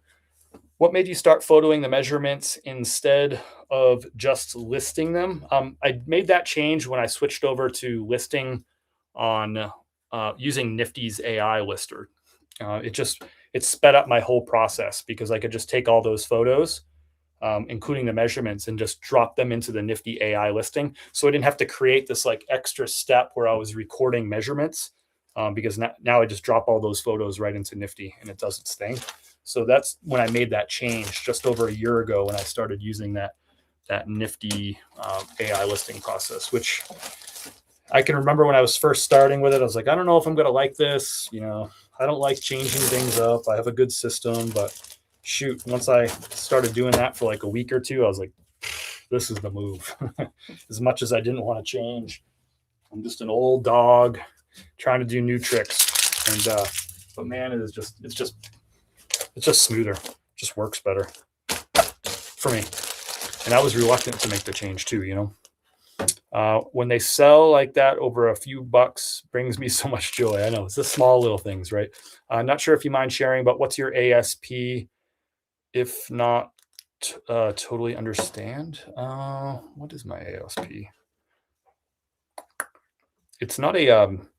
I know people are gonna like air me out over this. It's not a number that I look at on a regular basis. I know some people, when I'll bump into them in like the thrift store, they'll be able to like rattle off their ASP. Like they'll tell me, they're like, you know, this is how many items I sell. Here's my ASP. Here's my sell through rate on my store. I'm like, ooh, all these metrics.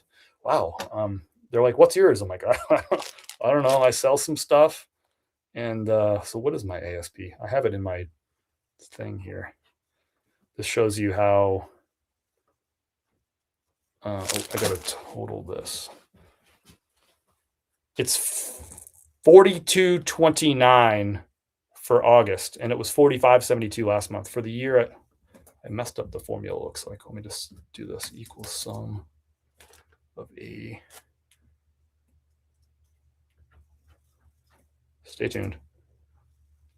No, average equals average of this to this. Stand by. Oops, that didn't work. AH7 to stand by. It's 45.91 for the year. Yes, I need to start measuring everything, even if it's listed on the tag, because I had someone say the leg measurements were different from the tag. I don't think they were. Gotcha. Even on like new tags, jeans, I'll often find that the inseam measurement is often, not all the time, but sometimes different than the tagged thing. Doing good. Just taking a quick break from working on videos and housework. Nice, nice. You deserve a break. Any cool, fun shirts I'd like? You'd like this.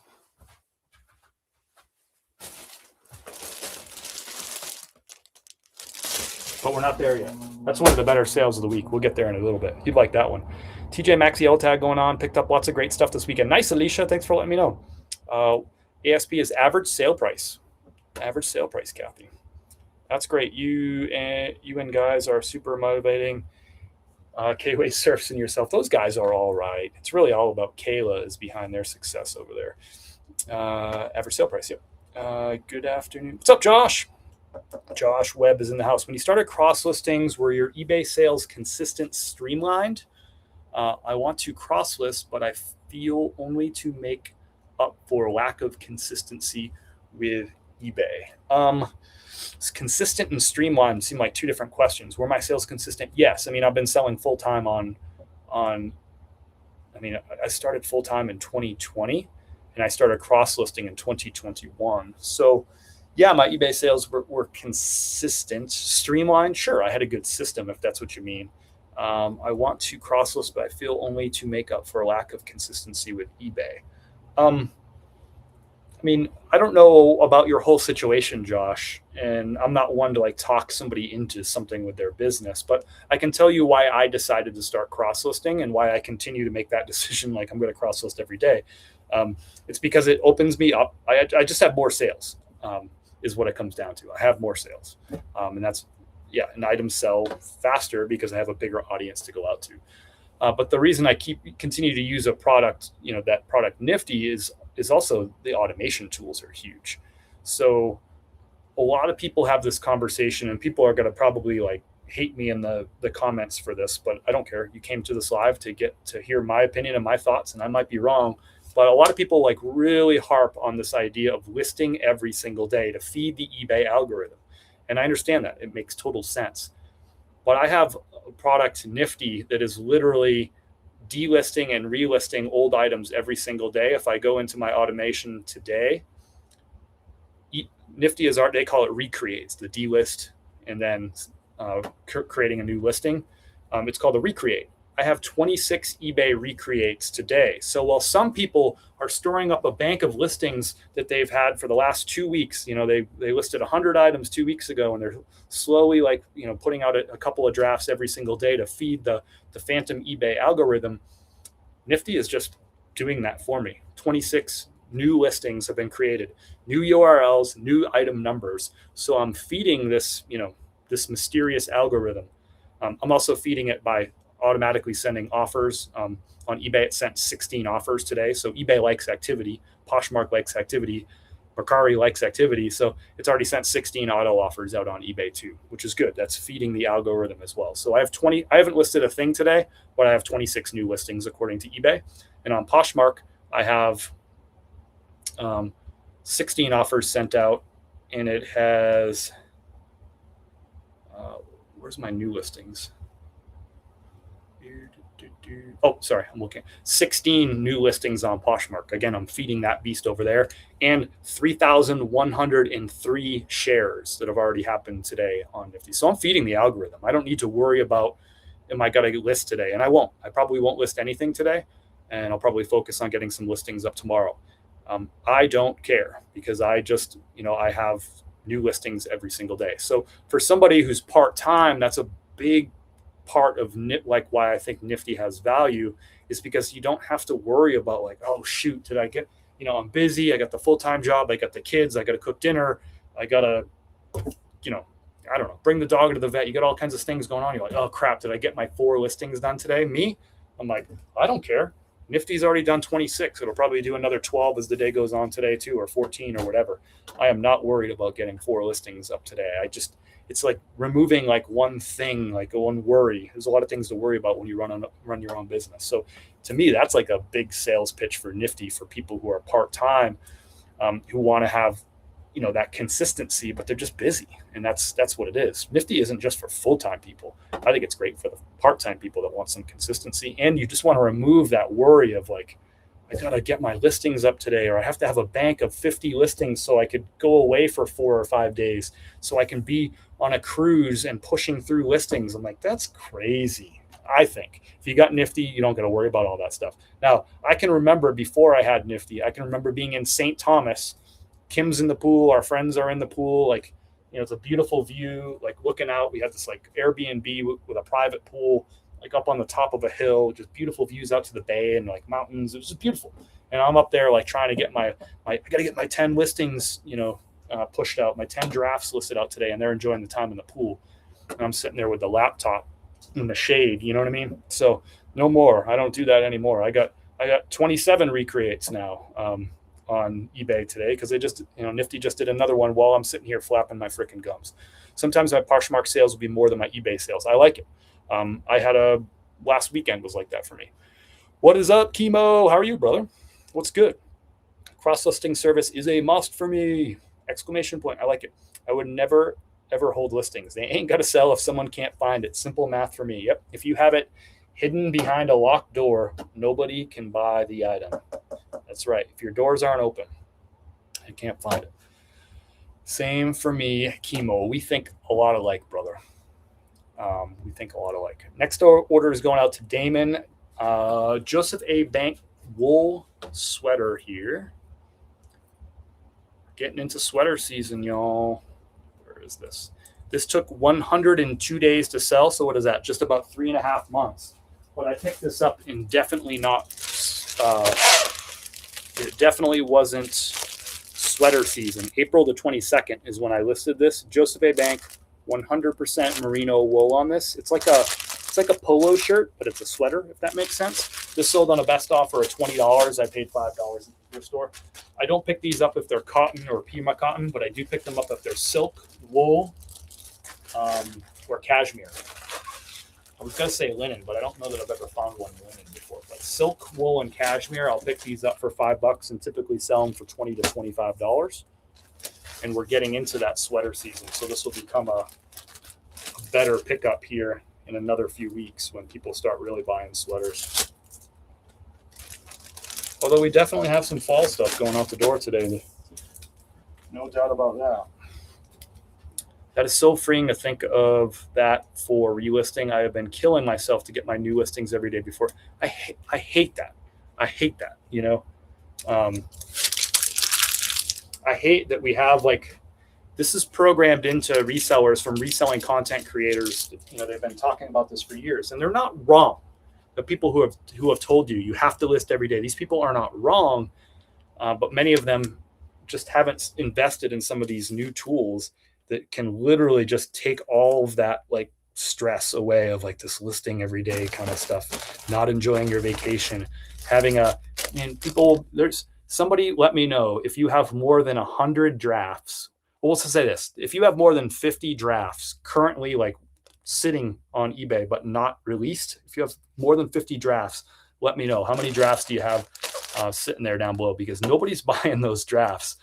If I suggest get a tool like Nifty. I think Nifty is the best one out there, but get a tool like Nifty that's automatically doing the delisting and relisting for you so that you don't have to worry about this draft system and drafting before your weekend or drafting before your vacation or sitting there scheduling stuff. Get it listed because nobody can buy it unless it's listed, and get you a tool that can let you like put your feet up a little bit and relax. Gotcha. At the very least, I'll give the free trial a go and see how it goes. I'll report back with my before and after results in a week or two. I like it. And Josh, here's the thing. If you don't want to get into the cross-listing part of Nifty and you're like, hey, I just want to stick on eBay and be consistent, that's not what I would recommend. But you can do that with Nifty too. You can do you can do Nifty's eBay only automation package, which is really cheap. I think it's like $25. Might be $20. It's either 20 or $25. eBay only automation, and it will do all that delisting and relisting for you, and it will send all those auto offers. So if you're not interested in getting on a Poshmark and all that other mess, I get it. But you can get a really cheap package just for the automation for one platform. But to me, I feel like once you get that tool at your fingertips in the free trial, you can try all of the tools in there.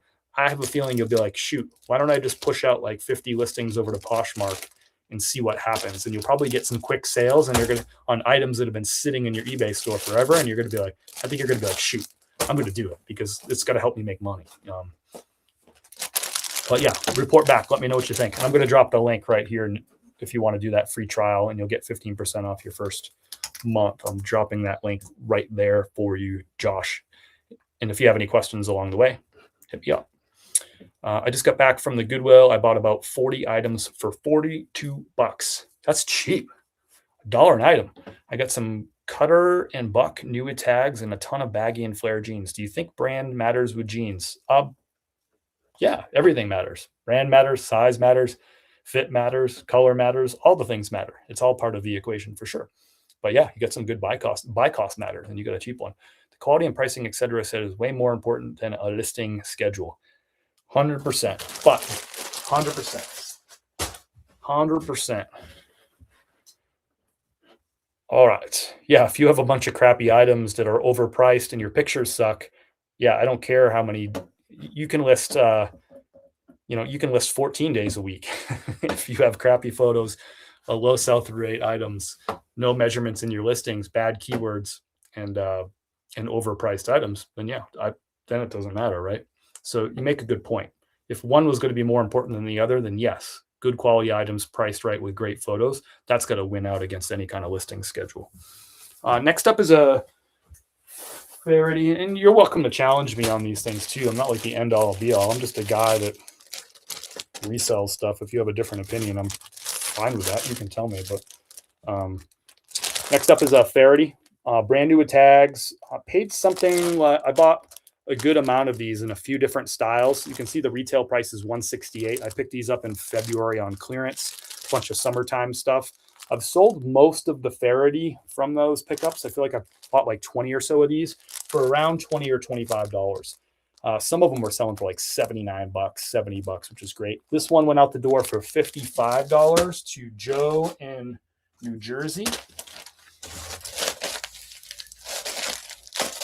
This guy, he was negotiating with me over the weekend, and at one point, I think his offer was his best offer. He's like $52. That's my last and final, or highest and final offer, and I declined it. And he came back with a higher offer of $55, so I took it. I love when people do that. This is my last and final offer. Decline, and then they come back and buy it anyway for a higher price. Love it. Hey, it's negotiating. I truly like it. I respect it. People are trying to get the best possible price. I get it. No problem with it. I posted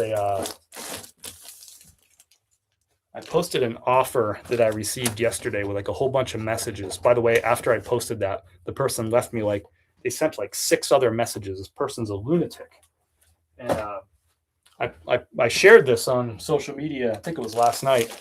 And man, people were telling me they were giving me the business, telling me that that I'm a jerk. By the way, I didn't respond to any of this person's messages, but they told me my response was snooty and that I was a jerk and that I was more focused on emotions than business. People were just airing me out.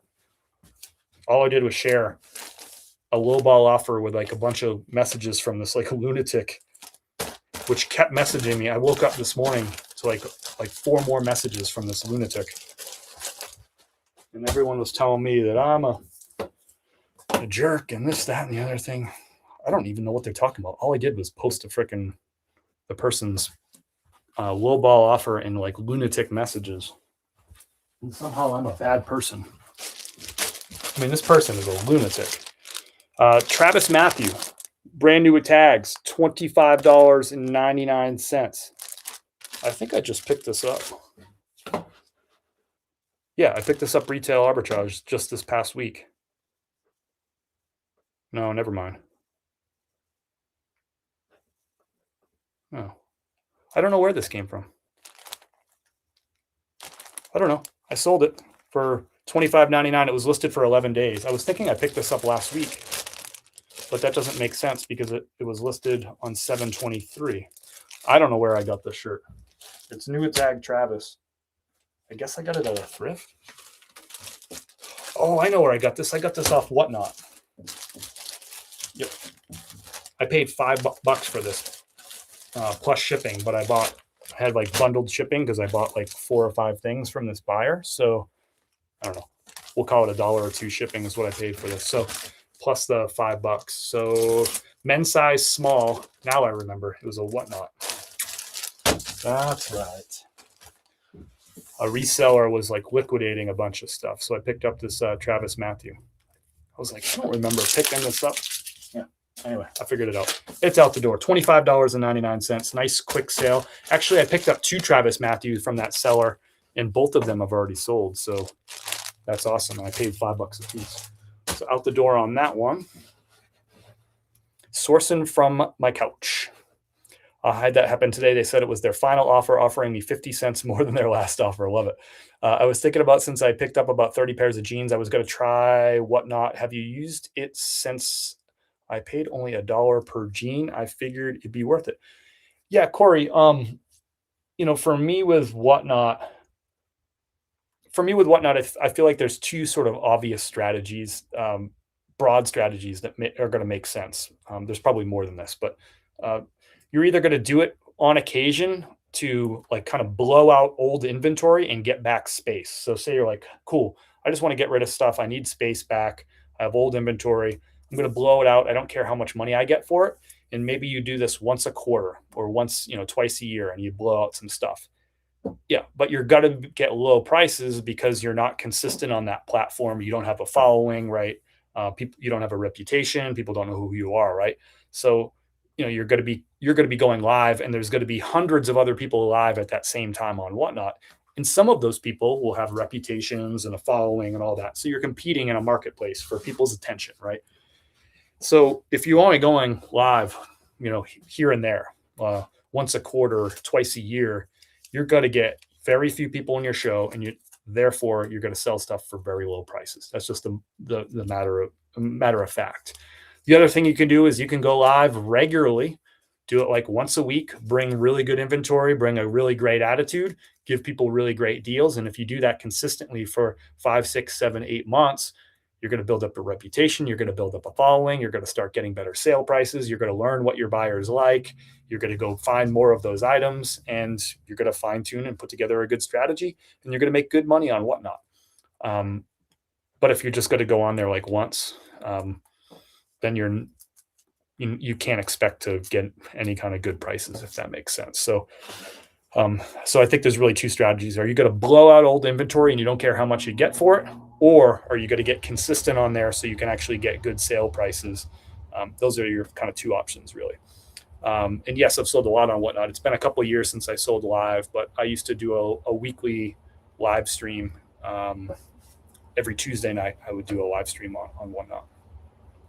I never really considered that thought process with Nifty, but what you are saying is true. That's why we are paying them to do the work for us. Yeah, my Nifty, I think it's $2.33 a day is what it costs me to know that all those automations are happening constantly every day. But also, I do all my listing happens through Nifty's AI listing. So I just drop the photos into Nifty. Nifty writes the item title, writes the description, fills in all those item specifics for me, saves me a whole bunch of time there.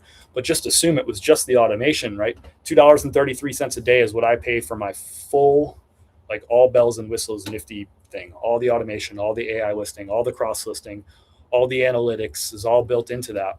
And $2.33 a day. If I paid somebody to come do work for me, $2.33, 7 days a week, I mean, $2.33 is going to get me what, 5 minutes of work from a person? Maybe. I mean, not even 5 minutes of work times 12 would be an hour. So that would, yeah, I guess that would be about 20, that would be about $25 an hour. So somebody could come over and work 5 hours a day for me, 7 days a week for $2.33 a day. That's what Nifty is for me. That's for me. Nifty is not worrying about listing when I'm away. It's not building up a bank of drafts so I can actually enjoy a vacation. For $2.33 a day, I'm good with that. By the way, they have less expensive plans too, depending on what your needs are. But that's $2.33 for all bells and whistles a day for me. Think about that in terms of what that would, that $70 a month, that buys me 3 hours of work from not even. Yeah, I mean, I guess if I paid them $21.75 an hour, I could get 3 hours of work a month from an employee. Or I could have Nifty do all that stuff for me.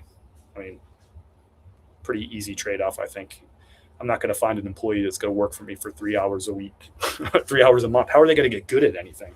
By the time they come back for their next day of work, they're not going to remember what they did the previous day. So there'd be no learning, no training. People will always say, obviously, you're getting too emotional about it and you shouldn't be selling if you can't handle it. I like seeing that I'm not the only one dealing with these people. Yeah, as if I'm like emotional. I'm over there. Can you imagine as I'm posting that to Instagram and Facebook, I'm just crying about, I'm just crying. I'm angry crying, tears spraying as I'm posting this like funny thing that happened to me on Instagram. You know me, I'm just super emotional about this stuff. People are wild. What's up, Edward? Good afternoon, Chris, and all the followers. If you need a lunatic to message you, I can do that. I can do that. Many other lunatics taught me well over the years. I feel that. I think I have my fair share of lunatics, especially creating content on the internet. Oh my gosh. 99.99% of people that I encounter on the internet are awesome. But when you have millions of views per month, even 0.001% of millions of views is a lot of lunatics still. But most people are great. Chris owns a seat at the high table, in case you didn't know. I'm just an excommunicado. This is true. Thank you, Chris, for taking the time to really explain that. You're welcome. You're welcome. I mean, you can't. What do you got to get for $2.33 a day? I mean, you can get nothing. You can't even get like a side of fries every day for a month. $2.33. That's probably going to be $2.95 or $3.95, right? All right, that's eBay orders done. Let's move over to Poshmark next. Got some good orders on Poshmark, so don't go nowhere. Don't go nowhere. Don't go nowhere.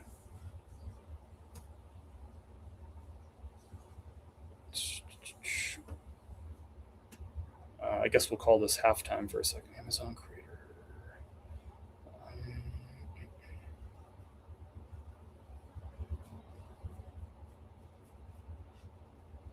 Okay. I just had to check something. I'm back. I'm good.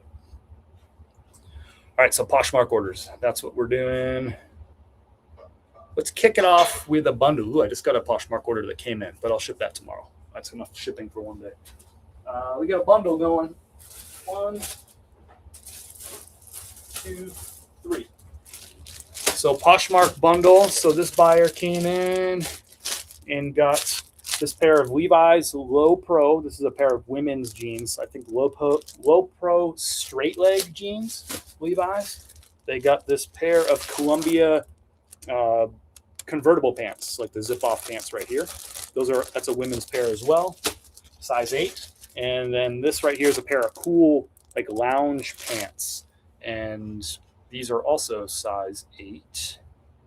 So kind of it's an interesting bundle, right? Because it's 3 different brands, 3 different styles, right? Jeans, convertible hiking pants, and like a lounge pant from Cool.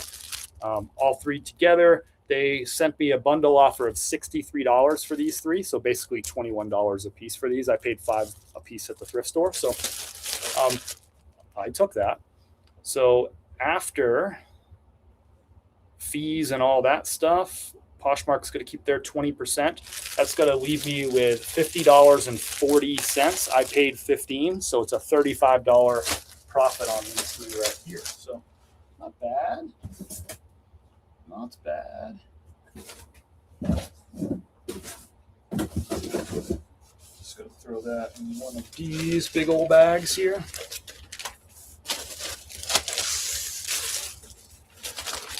So Poshmark's flat rate shipping up to 5 pounds. I feel like this is going to be under 5. Yeah, this will be under 5 pounds. But I love that new change that Poshmark made. It used to be you'd pay an extra $4.50 a pound for every pound over 5 pounds up to 10. So if it was a 10-pound bundle, then you'd have to pay an extra $4.50 times 5, which is what, $22.50. You have to pay another $22.50 in shipping. It sucked. But if you got a big old bundle with 12 items or something, I guess cost of doing business, right?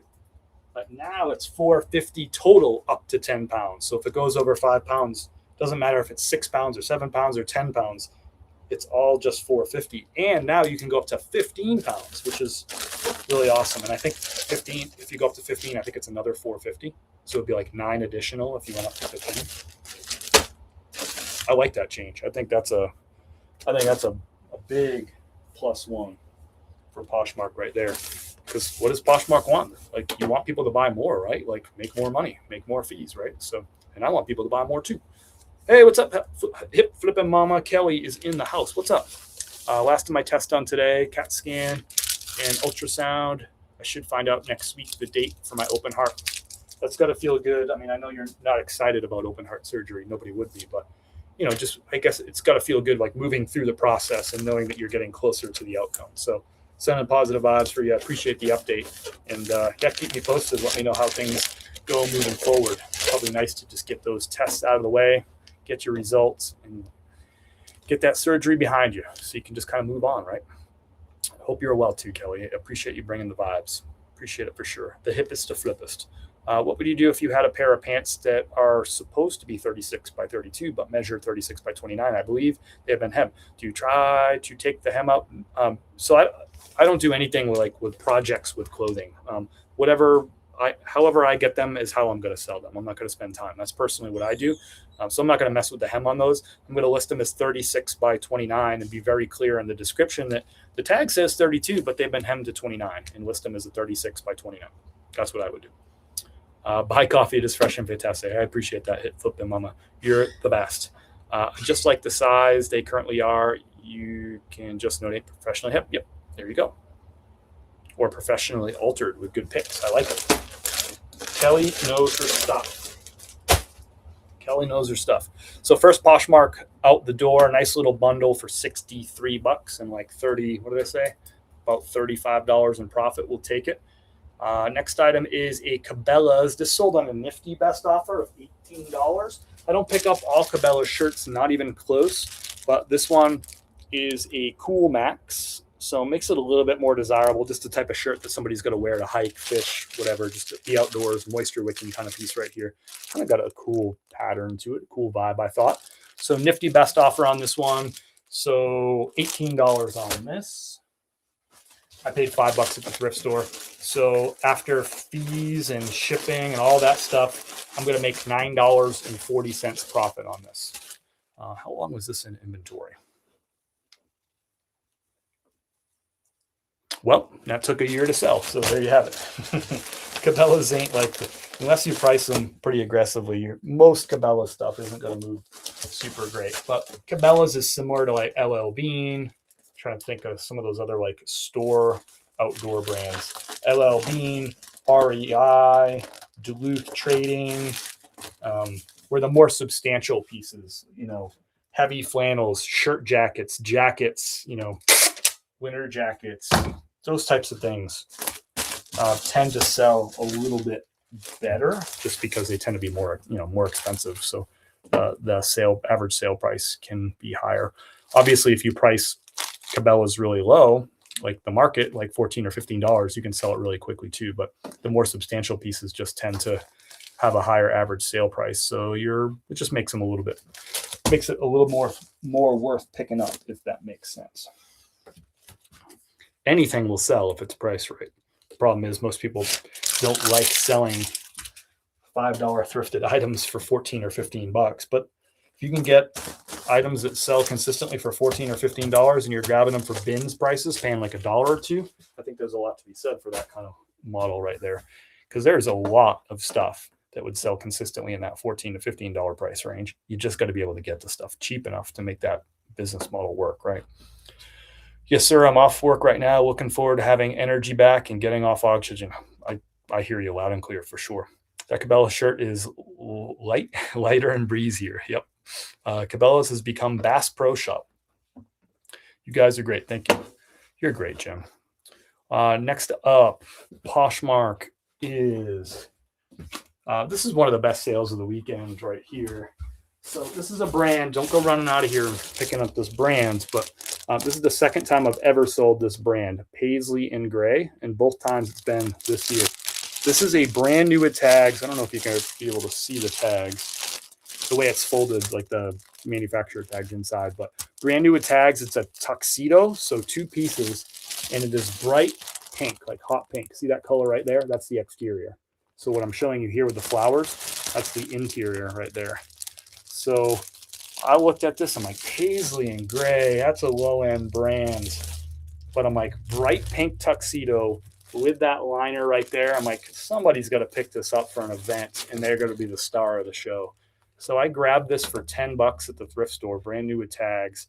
And this didn't take long to sell. 11 days to sell on this one right here. It sold for a best offer of $50. So I spent 10, sold for 50. Poshmark's going to keep their 20% fees, right? So they're keeping $10, and that's going to leave me with 40 on the payout. I paid 10, so $30 on the profit. Really cool piece right here. Somebody is going to have a fun freaking night. And this here, it's a men's size 42R. It's solid pink. It's got the satin, it's black satin lapels. And I think the pants have like a black stripe down them, but solid pink with that like floral liner. Really cool piece here. I kind of hesitated for a minute. I'm like, I don't know. Am I going to grab this? Is somebody really going to buy this? But I'm like, it's brand new with tags. It's crazy. It's unique. Somebody will grab it. 11 days is a good outcome on this. I'll take that. So $30 profit. One of my favorite sales of the weekend. For sure. That's a good one. Where is it? Oh, here it is. $30 ain't chump change. That's right. That's right. I love the customers that receive a discount offer and then still complain because shipping isn't free. Yeah. It's like, hey, shipping's never free. Whenever a company offers it to you for free, they're just including that into the price. And by the way, even like Amazon Prime, everyone talks about like Amazon shipping being free. You pay for Amazon Prime to get that free shipping. So like that, you are paying for it, right? So there's that.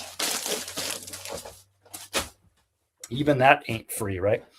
Appreciate all the info. Appreciate your positive energy, Faye. If you keep bringing positive vibes, I'll keep bringing the free info for you. How about that? Also buy a shirt. I own the Coffee is Love shirt, and I love it. Yeah. Got a couple of those left. Limited sizes left. The Fresh Coffee is Love t-shirt. Still got a couple of these left. Still got a couple limited sizes left on those. If anyone wants to check out the coffee, by the way, this is what coffee. I'll take the bait, Kelly.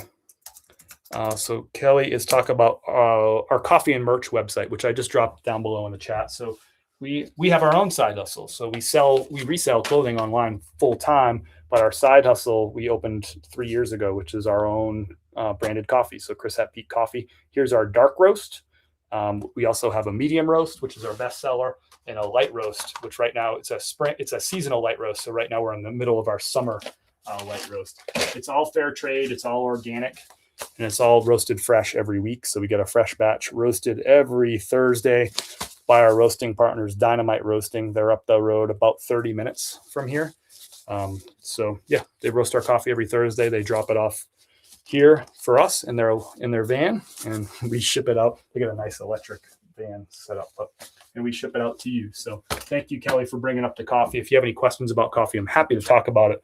And if anybody orders coffee while we're here during the live, I'll ship it out during the live, just like all this other stuff, but I'll give you a big dose of gratitude, a big shout out and all that. If you're looking for a recommendation on coffee, just let me know what you currently drink right now down below in the chat. Let me know the brand, let me know the roast, and I can make you a good recommendation on what I would try from us. If you're not sure what to try at all, check out our medium roast. It's our best seller. It's my favorite coffee on the whole planet. That's why we partnered with these folks in the first place. We've been buying this coffee for years, and now we get to put our name on this coffee too in that partnership, which is a lot of fun. Those Dynamite folks, they really know what they're doing with the coffee. It is delicious, delicious coffee. Fair trade, organic, roasted fresh every Thursday. What more could you want? It is top shelf coffee at a very reasonable price, by the way. Again, that link is down below in the description of this video. I also dropped it in the chat. You can always find it on my profile. You can always find it at chris@peak.com. And yeah, I'd be happy to ship out a bag to you. That would be a lot of fun. That's our little side hustle, and I appreciate everybody who's supported that side hustle or just heard me blab about coffee here on the live streams. I appreciate that. Matt says, I found a bunch of Levi's 517 new tag for $20 at yellow tag sale. Picked them up. Worth it at that price, you think? Maybe. Take a look at the sell-through rate in the average sale price. I haven't comped a new tag pair of Levi's 517 in a little bit, but super easy item to comp. So just pop that into eBay, check out the sell-through rate. I'm not being facetious. I just haven't comped out a pair of 517 new tag in a while, so I just don't know what the market price is going for them. But really, really easy item to comp for sure. I said it before you did. I beat you. I need to order some dark roast after these medical bills are all paid for. I appreciate it. Thanks for thinking of me, and I appreciate all the positive energy and all that stuff. Friday on air live, roasted on Thursday and shipped by Chris on Friday on air on live. Yep. Or same day. Sometimes we ship it same day on Thursday too, which is a lot of fun. We have some local customers, which I'll drop off coffee like on Thursdays for them as soon as it gets roasted, like same day, which is kind of cool. It is very inexpensive if you ask me, and it's the freshest coffee I've ever had. There's thank you, Kelly. Many of our competitors sell similar quality coffee for as much as $5 to $8 more per bag for very, very similar quality, like same tier of quality. And we could price it up that much too, but we choose not to, just because I want to give you great deals too. But it is, if you're seeing coffee that's like $22 a bag, and you're like, is that better than the Chris at Peak coffee? Probably not. It's probably the same tier coffee. It's probably fair trade organic. We also have two products which are single origin coffees, which means all the beans come from one farm or one cooperative of farms. That's what single origin means. Two of our coffees are single origin, and our dark roast is a blend of 3 beans from Honduras. But otherwise, the other two are single origins, which is another thing that makes coffee better tasting, but also more expensive at the same time too. Can I buy some coffee and send to Kelly? You absolutely can, AXW. Let me see if Kelly would be open to that. There's an offer, and you can't see this comment, Kelly, because it's on Instagram, but AKW 555 over on Instagram asked if she could buy a bag of coffee and send it to you, Flippin' Mama. Is that something that you would be interested in? If yes, I'm happy to facilitate such a thing. Chris has had his hand in each of the flavors, not just slapping his name on it. That is true. We went down to the roastery and we made these decisions. Do I just put in a note? Yeah, let me just check and make sure. Let's just see if Kelly's cool with that. And I do believe I have Kelly's address somewhere.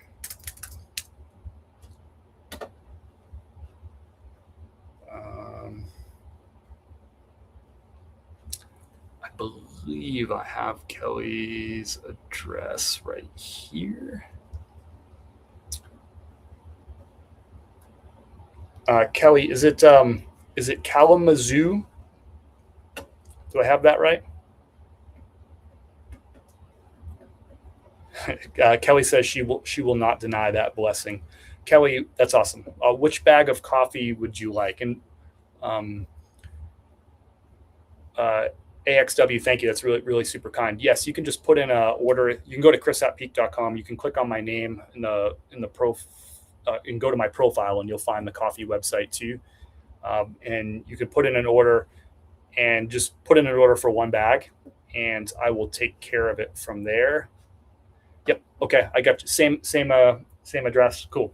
I have that address, so you don't have to worry about anything. Just put in the order and just put in Kelly in the notes, and I'll know that one's going to Kelly, and I have her address on file here, so I'll just I'll ship that right out to her. Kelly, which dark roast, please? Do you want it already ground, or do you want the whole bean? Do you want it already ground or whole bean? Really kind of you, AXW. You let me know, and we'll get it bagged up right now for you. Perfect. Cool. I'll start getting it packed up. That's really kind of you, AXW. Really kind. I'll get that. Kelly, you just let me know which one you want, and we'll get it all packed up. Nice and easy. I have given so many blessings. I've given so many blessings through the years that I've learned not to deny others' blessings to me. Yeah, that's something I learned a lot through like that Helene experience, like the Hurricane Helene experience, which crushed us here in Western North Carolina. Just watching people who are like tough mountain folk, like tough independent mountain folk who had like never accepted help from anybody in their lives, and just seeing those people having no other choice but to accept help and accept blessings. It was just a life-changing experience for me, for sure. A lot of stories tucked in there, but yes, I'm with you. When somebody offers a blessing, I am now in that same boat. I will accept said blessing, when before I was maybe too tough and too hardy and too independent. I don't need help, right? And it's cool when people want to just send a token of appreciation and love. I think it's rad. Ground is fine. Whatever you have more of is fine. I have everything, and I get it roasted fresh every Thursday. So you tell me if you want ground, we'll get you ground. But either way, it's fine with me. I got plenty of everything. I have a non-stop, never-ending supply. I'll send you the ground. My feelings get hurt when someone denies my blessing, so I can't deny. Yes, I agree with that too. Like if somebody just wants to help, yeah. Well, thanks, Kelly. Thanks, Kelly. Thanks, AXW, and we'll get this packed up. We'll get this packed up.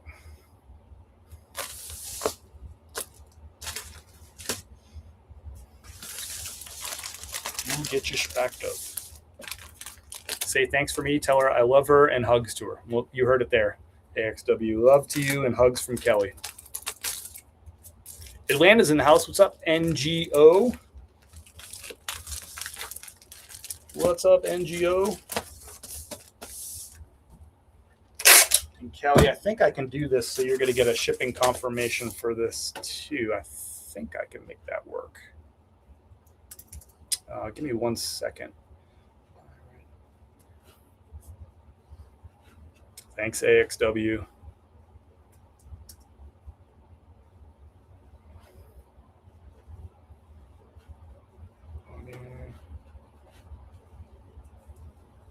Let me just see.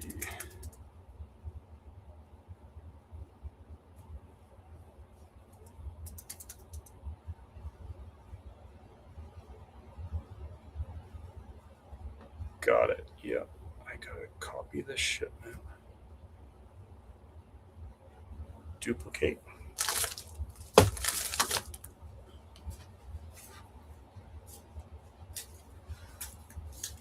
Very kind stuff.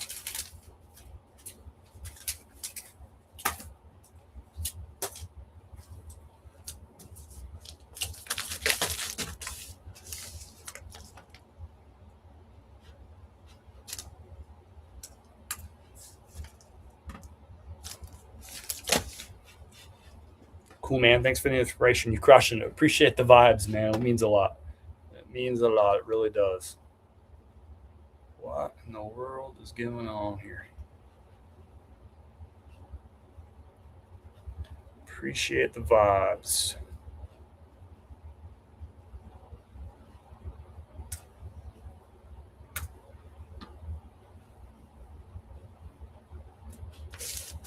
Appreciate the vibes. I'm going to switch to IG. You can switch to IG. Thanks to you. Thank you. Yes. All right. It's like the first time I've ever shipped something. All right, I got this.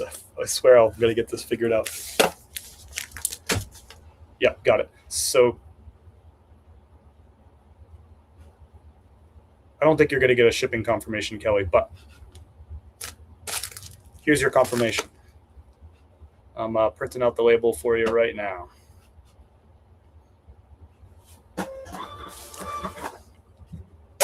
Yeah, the email address wasn't set to this, so it's not just pushing the email through, but here's your shipping confirmation. It's going out the door, Kelly.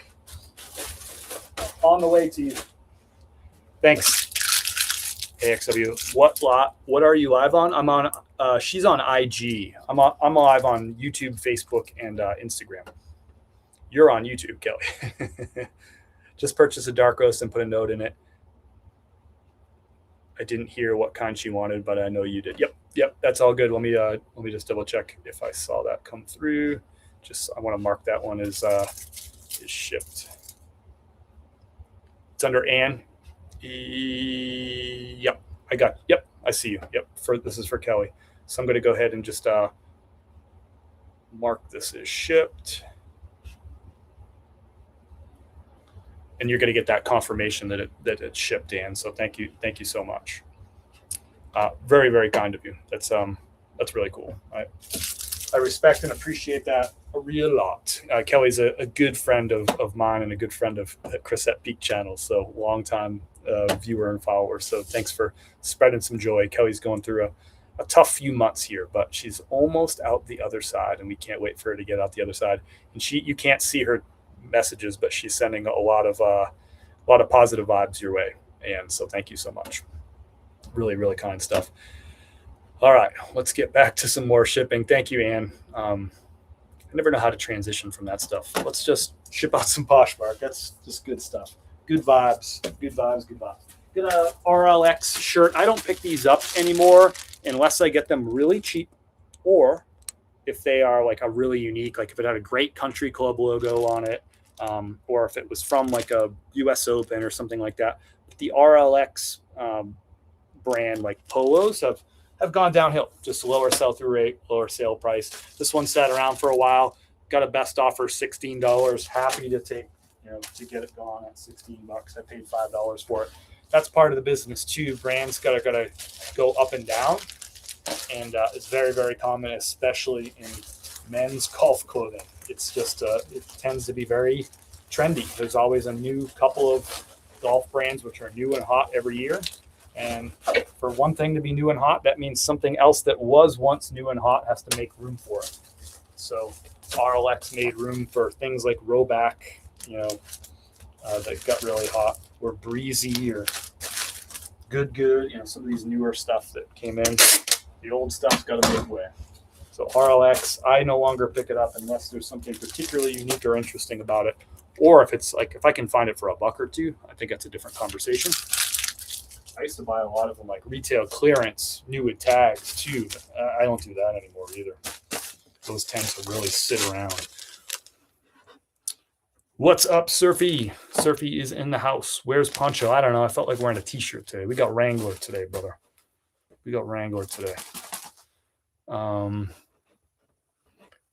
Going through the Nifty application, is there any downside to cross-listing to all available options?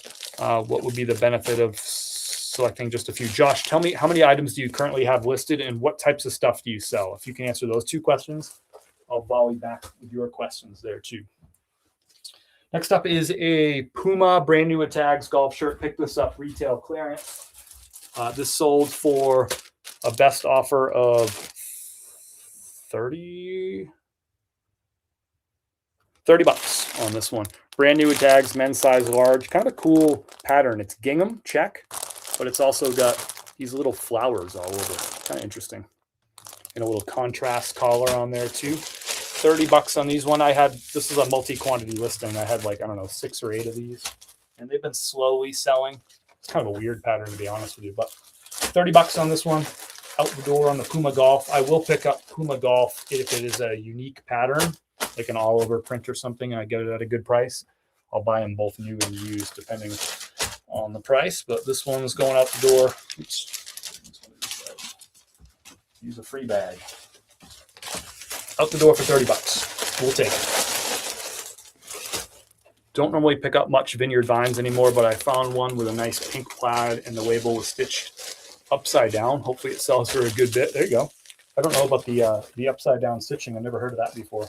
I do pick up some Vineyard Vines. Like I'll pick up the on the go OTG. Those labels can do good. I'll pick up like the performance ones sometimes, like a button down performance shirt. Intercoastal, is that Southern Tide? I always get that too confused. Vineyard Vines. I think that's Southern Tide is the Intercoastal line. Aren't those brands like identical, like Southern Tide and Vineyard Vines? Is lovely new friend on here. Oh, Kelly's. And if you're still on the live, Kelly jumped over to IG because she's insistent on thanking you on IG as well. So if you're still on the live, and thank you. And Kelly's spreading her thanks your way. Josh, let me know if you heard my question or not. Next up is an order for, this is an awesome sale right here. Pick this one up in Richmond. I just listed this the other day. This is a Washington Commanders on a Nike Tech hoodie right here. So these Nike Tech hoodies are just really good finds. And to find one with that Washington Commanders logo, there was none of these listed on eBay. And this is the best time of year to sell NFL stuff because everybody's team is in it right now. Not mine. I'm a Dolphins fan, so Dolphins aren't in it even now. But everybody has hope this time of year. Everyone's excited about the season coming up. They want their new fan gear and all that. So this right now, August, September, best time of year to sell NFL gear.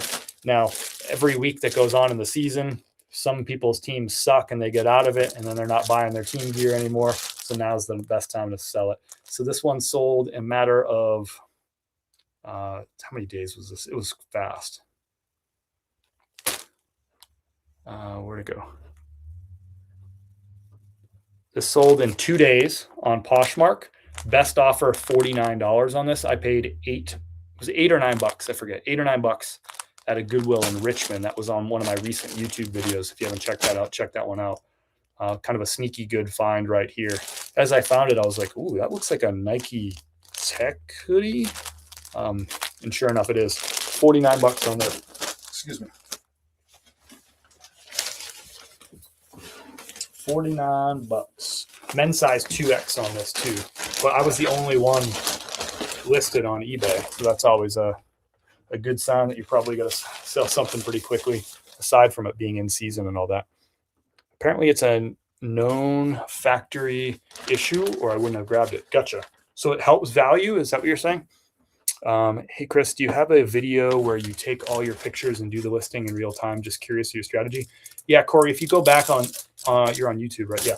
If you're on YouTube, if you scroll back, there's a video I posted last July that shows my exact listing process that I use using Nifty. Like I actually take all my photos and just drop my photos into Nifty. Nifty writes the item title, writes a description, fills out all the item specifics. I double check it, tweak as necessary, list, and move on to the next one. So I have that full process, like everything from photos to measurements to Nifty, to bagging up the item, putting in inventory. The whole process is in that video. You'll find it. Just go back. It was last July. I use that same exact process. There's nothing different about the process. Nifty has gotten better, and it's faster. It's more accurate than it used to be, but the process is exactly the same. I haven't changed anything since I made that video. So I think that would be a good one for you to go check out. About 1,200 listed and mainly sell clothing, mostly men's, but sell women's and dabble in toys, video games, electronics. I'd say 90% clothes and the other 10%. Yeah. So to me, I would put it on all the platforms. But if you want to get started with just one, you're gonna probably have the most luck with Poshmark, especially since you're so heavy on clothing. So maybe you just start there, right? Start getting all your stuff over to Poshmark. Get used to it. But 1,200 listings is a lot of listings. You're gonna get some like immediate hits when you move all that stuff over there. So I think if I'm making the recommendation, this is just honest recommendation, 1,200 listings, mostly clothing. I would get the full bells and whistles plan. But again, you can try all of the tools in your free trial. You can try everything. You can try the AI listing. You can try the cross listing. You can see how the analytics work. You can try everything, automation tools, all that. Turn on all the automation tools. Turn on all the sharing on Poshmark. Turn on all the delisting and relisting on Poshmark on eBay. Because turn everything on, because it's got to supercharge your stores a little bit too. It's going to put some wind in the sails for sure. So get all that stuff turned on, all the automation. But you could start with Poshmark. The only downside to having more platforms like Depop and Mercari and all this is that it's going to be a lot of diminishing returns at some point. If you cross list onto 20 platforms, you're not going to continue to get as much benefit from the 19th and 20th, right? Because that's just the way it works. But you'll just have more platforms to learn how to ship on, more platforms to monitor, more apps on your phone. If you're interested in that, it's fine. For me, it's not a big deal to have a couple extra apps, but I get it if you want to not do it. But very, very important. Turn on all the automation tools, whatever you choose to do, Josh, and really get your platforms, really get them cranking, get some wind blowing in those sales. Have you tried the bulk listing on Nifty? That's what I use. Yep. Started adding some blazers to the mix using your process and picks from beginning to end. Excellent video on that. Thanks. You're welcome. I'm glad you enjoyed that one. Cool, unique bonds. Always like that screen name. Makes me smile. This is going to be, I have an Amazon sale I got to print out too. I have a Whatnot sale to do and an Amazon sale, which I forgot to print out my shipping label for. So stand by.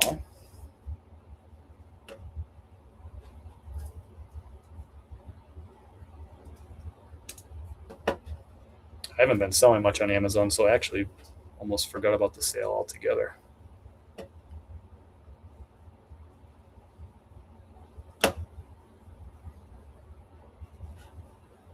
So I sold a pair of Dickies bib overalls that I found retail clearance just the other day. Nice. And Kelly, I'm glad y'all connected over there on IG. That was a kind move. So these sold for $62.88.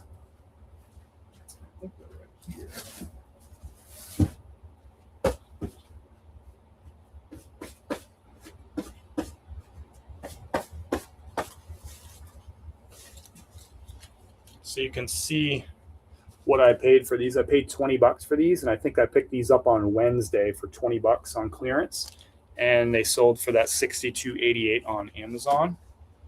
And they're a pair of Dickies overalls, brand new with the tags.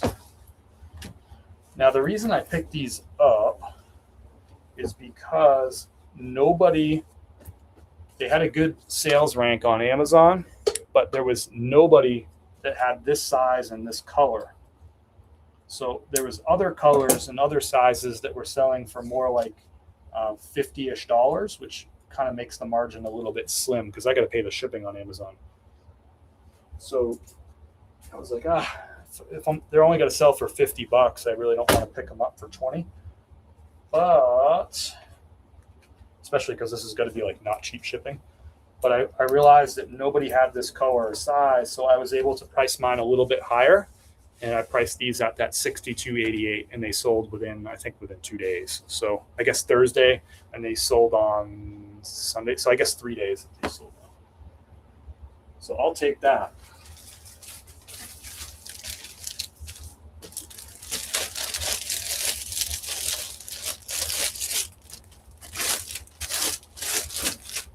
I will take that. I'll take your advice. I don't have an Etsy, Mercari, or Depop. I probably wouldn't mess with Etsy unless you do a lot of vintage. Mercari or Depop, you could certainly try. for sure. But Poshmark is going to be, I suspect, where you're going to get a real lot of sales. I mean, to give you an idea, like Poshmark this year already, and you have almost as many listings as I do. Poshmark, I have sold 684 things on the year. I mean, that's pretty significant. Oh, sorry, hold on. 695 things. I wasn't counting my August sales on Poshmark. So 695. So that's 3.2 items per day, every day in 2026 on Poshmark. That's a big deal. That's huge for my business. We've done over $125,000 total in Poshmark sales over the years. And that's my secondary platform. So that's really big. All right, let's get this shipping label printed out for Amazon.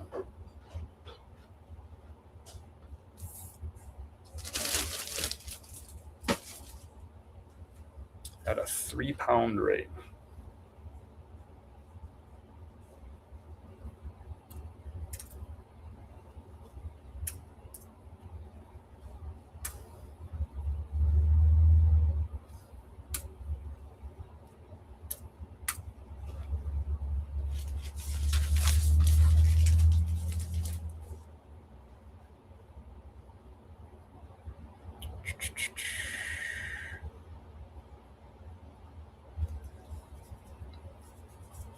So I guess this is going to go UPS ground.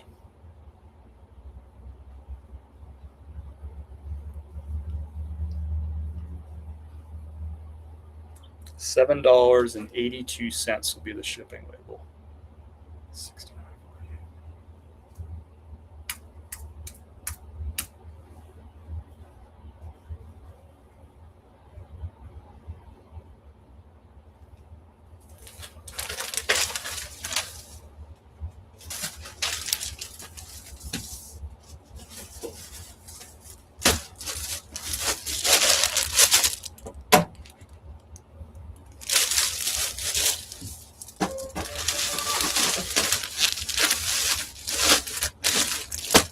So whether I like it or not, I'm going to have to stop by CVS to drop off this UPS package.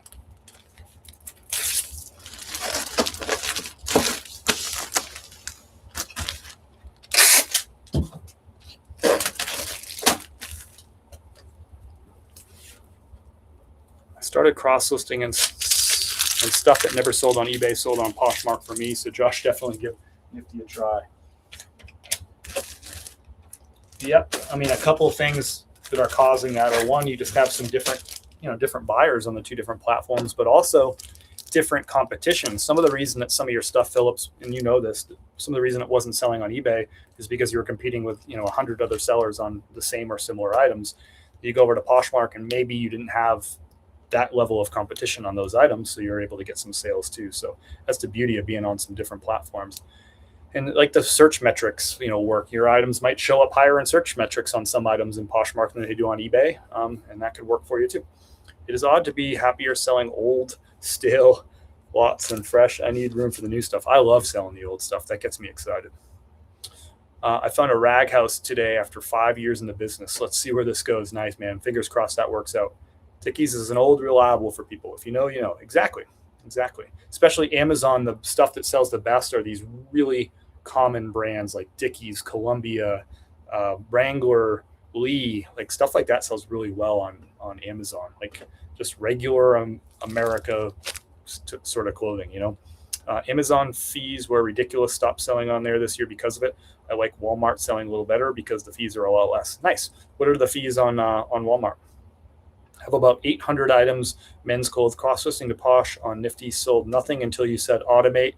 The shares with Nifty sold 20 plus items the first month, and now Posh Ambassador totally worked. Yep, absolutely. Like, got to turn on those automations. Got to turn them on. Big difference. When I started listing on Poshmark in 2021, I did not have an automation tool, and I was like, man, I am not having luck on Poshmark. And another seller that was a few steps further along than me said, hey, you really need like an automation. You need a Posh. Back then you called them a Posh bot. You need a Posh bot. So I invested in a Posh bot, and it was, I mean, night and day, the difference. Night and day. What do you recommend for pictures? Really good lights is the key for pictures. That's basically what I'll say. If you have more specific questions, let me know. I guess it's ride and, but good photo lights is what I recommend. So something like this. See how this has got, you know, a diffuser on the front, an LED light on the back, and then like something like this, it's going to diffuse the light evenly across the item. And I have two of these exact lights. So I've had this set actually for now. I bought it in 2020. So now I've had this set for 6 years. I've only changed one of the bulbs one time. So one of these two lights has the original bulb. The bulbs are super cheap to replace them anyway. But so we're talking tens of thousands of items I've listed with those lights. And we're talking about one bulb has changed.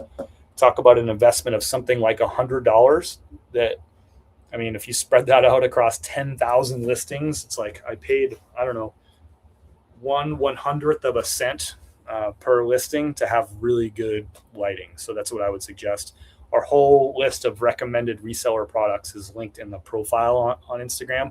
And in that, you can find those exact lights that I bought 6 years ago. You can find those linked right there. So click on my name, go to the profile, and you'll find that recommended reseller list right there. All the stuff that we use and recommend is there, including those lights. And to me, that's one of the first investments that people should consider making as they're growing their reselling business. Like, get those lights as early as possible, because if you have good photos, you're gonna sell more items, and B, you're probably gonna get higher sale prices as a result of it too. So it's kind of like a double whammy: sell more and sell for more money. And it's the easiest way to do that is to get yourself a little $100 set of lights. Excuse me.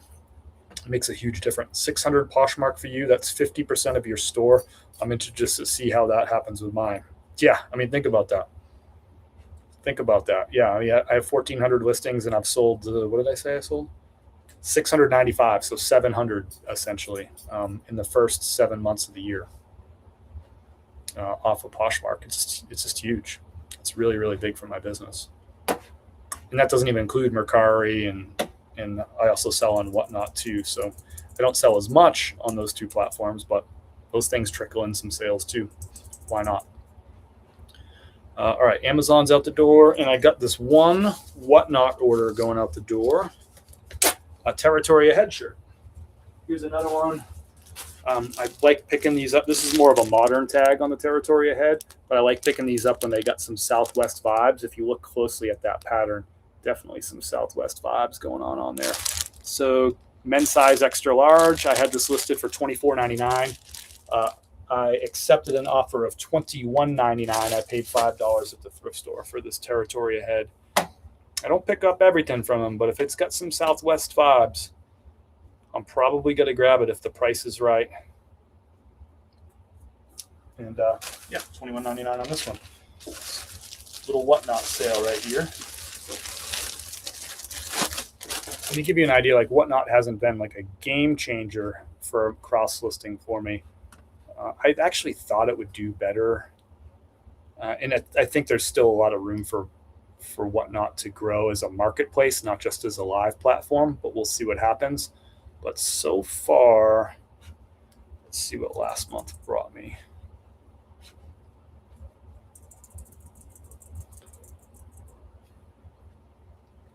So in July, I sold I sold 6 items in July, 7 in June, 7 in May, and so far in August, 1. So, I mean, it's 0.1% of my sales per month is basically going, it's 1% of my sales per month essentially is not life-changing.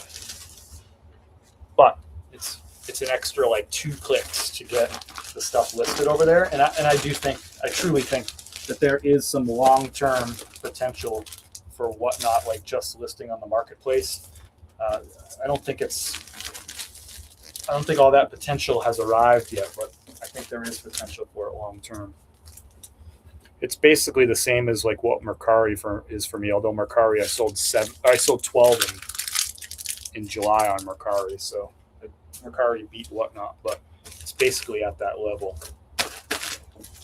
for a couple of extra clicks, and the fees are lower on Whatnot too. So that's kind of, I guess that helps. If I look at my fees on this one,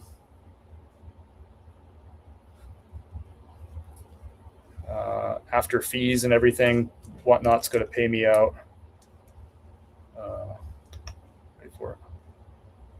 $19.06, and I paid $5 for the shirt, so I'm going to make $14 in profit on that, because their commission is 8% plus the 2.9% payment processing fee. So my fees on this were a total of $2.93 were my total fees on this. So that's out the door. Has Whatnot been worth it for you? I mean, for the extra 2 clicks per item, yeah, I think so. I think it's more about the potential. I think there's long-term potential for Whatnot as they realize how powerful, the marketplace could be if they want to take some more market share from the other, from the big dogs. I think they could do it just because it's such an easy to use platform. The fees are very reasonable. I think there's some potential there. That's going to wrap it up for today's live. I appreciate everybody hanging out for a little bit today. It was fun for me, certainly a lot more fun than me just talking to myself here. So thanks for joining the live. Thanks for asking questions. Thanks for sharing what's going on in your business. It's fun. And I don't take it for granted that you come and hang out with me for a couple hours every Monday. We'll do it again next Monday. I'll show you everything that's sold over the next weekend. I hope you have a great week. I hope you find some really great stuff. Hope sales are good. Let's be realistic. It is August. We're looking at, the kids going back to school in some places as early as next week, in some counties, and the week after and the week after. So, people are going to be transitioning they're going to be doing their last vacations, right? And then they're going to be transitioning into new routines as the kids go back to school, as college kids go back to school, as people go back to work in a lot of cases, teachers and stuff like that too. So, I tend to see a little bit of a lull, and I see a little bit of a roller coaster this time of year where you can string together 2 really good days, 2 really crappy days, another really good day, another really crappy day. That tends to be this time of year as people are just sort of, they're vacationing still, they're transitioning and all that stuff. And that just means that they don't spend as much time shopping when they're traveling and or transitioning. So don't get concerned if you have a slow few days or a slow week. It's going to happen. I've got off to a kind of a slower start to August, a slower finish to July. Business is healthy, business is good, and I'm over projection for July and for June, way over projection for June. So that's good, but you project in to be a little bit slower in the summertime when you're a clothing reseller. It's just the reality of things. And so I want you to have a great week of sales, but don't beat yourself up if it's not as good as you think, because this time of year has a way of sort of letting you down. So as long as you have reasonable expectations for this time of year, then you can meet those expectations. It's a great time of year to be tinkering with your business. It's a great time of year to try something like Nifty that can supercharge you, because remember, our best months are coming. September, October, November, December tends to be really good in this business. So, this is a great time of year. Every year I'm usually tinkering behind the scenes this time of year to figure out how can I be 1 or 2 or 5% better than last year as we hit Q4 when things really start cranking. So now's the time to tinker. You might have a little bit less shipping to do and things like that because it's a little bit slower. Now's the time to tinker, try new things, take a hard look at your system. Is it time to invest in some photo lights? Is it time to invest in a new listing strategy? Is it time to to invest in cross listing or whatever? Now's a good time to sort of tinker with your process and your system and your storage and your inventory and your organization, whatever it might be. So anyway, wishing you a great week ahead. We'll see you again next Monday. Appreciate y'all spending a little bit of time with me later. Adam, nothing I post seems to be visible and Whatnot. Contact Whatnot. Tell them exactly what you're experiencing. They should be able to help you out. Did you see that 2 pound, 1 ounce item is a lot cheaper to ship? Yes, in some cases, that is very true, 100%. See ya, Kelly. I appreciate you being here. Contact Whatnot. They will help you fix it. See, Adam even said it too. Bought your light setup yesterday. Yes. Excited to upgrade and start banging out some beauties. I like it. You'll get probably more sales, and you'll probably be able to get higher sale prices with better photos, and lighting is the easiest way to do that. Another question, if you don't mind, if I'm currently promoting at 2%, so about 15% total fees from eBay. Do you think changing it from 2% would make a difference? I know Posh is 20%. Tinker with it. Maybe try doubling, take like half of your store and put it on 4%, or the whole store and put it on 4%. Kind of see what kind of results you get. Everybody's store is going to respond a little bit differently to promotions because we all have a different mix of items. We have different quality photos. We have different keyword games going on. So I can't give anybody like, here's what I would suggest for promotions. I do suggest that everybody promotes, but figure out what's going to work best with your store. And the only way to do that is to tinker, Josh. And that's what I would encourage you to do. So if you've always done 2 and you're looking to see how to mix it up, change it. Try 4, try 5, see what happens, and then reevaluate, right? Is Nifty the ultimate tool for automation, or do you have any other recommendations? I'm not recommending any other tool for cross-listing and automation at this time. Nifty is the best tool in the market. I switched to it 2 years ago, 27 months ago now, over 2 years ago. And because it was the best tool in the market, and it was by a landslide at the time, huge game changer for my business. And I've used other cross-listers, other automation tools. You better believe if there's another tool out there that's better, I'm going to switch to it, but it's not there. Because I've switched before. I'm going to do whatever's best for my business. But right now, Nifty is the tool that I recommend for automation, for cross listing, and for AI listing, and for analytics. It's all built into one platform. It just does it all, and it does it better than the other stuff in the competition. That's been my experience. You just covered my entire question after I asked it. That's what I'm here for, Ross. I was reading your mind, brother. Reading your mind. All right, everybody. That's it. Wishing you a great rest of your week. We'll see you next week. Peace.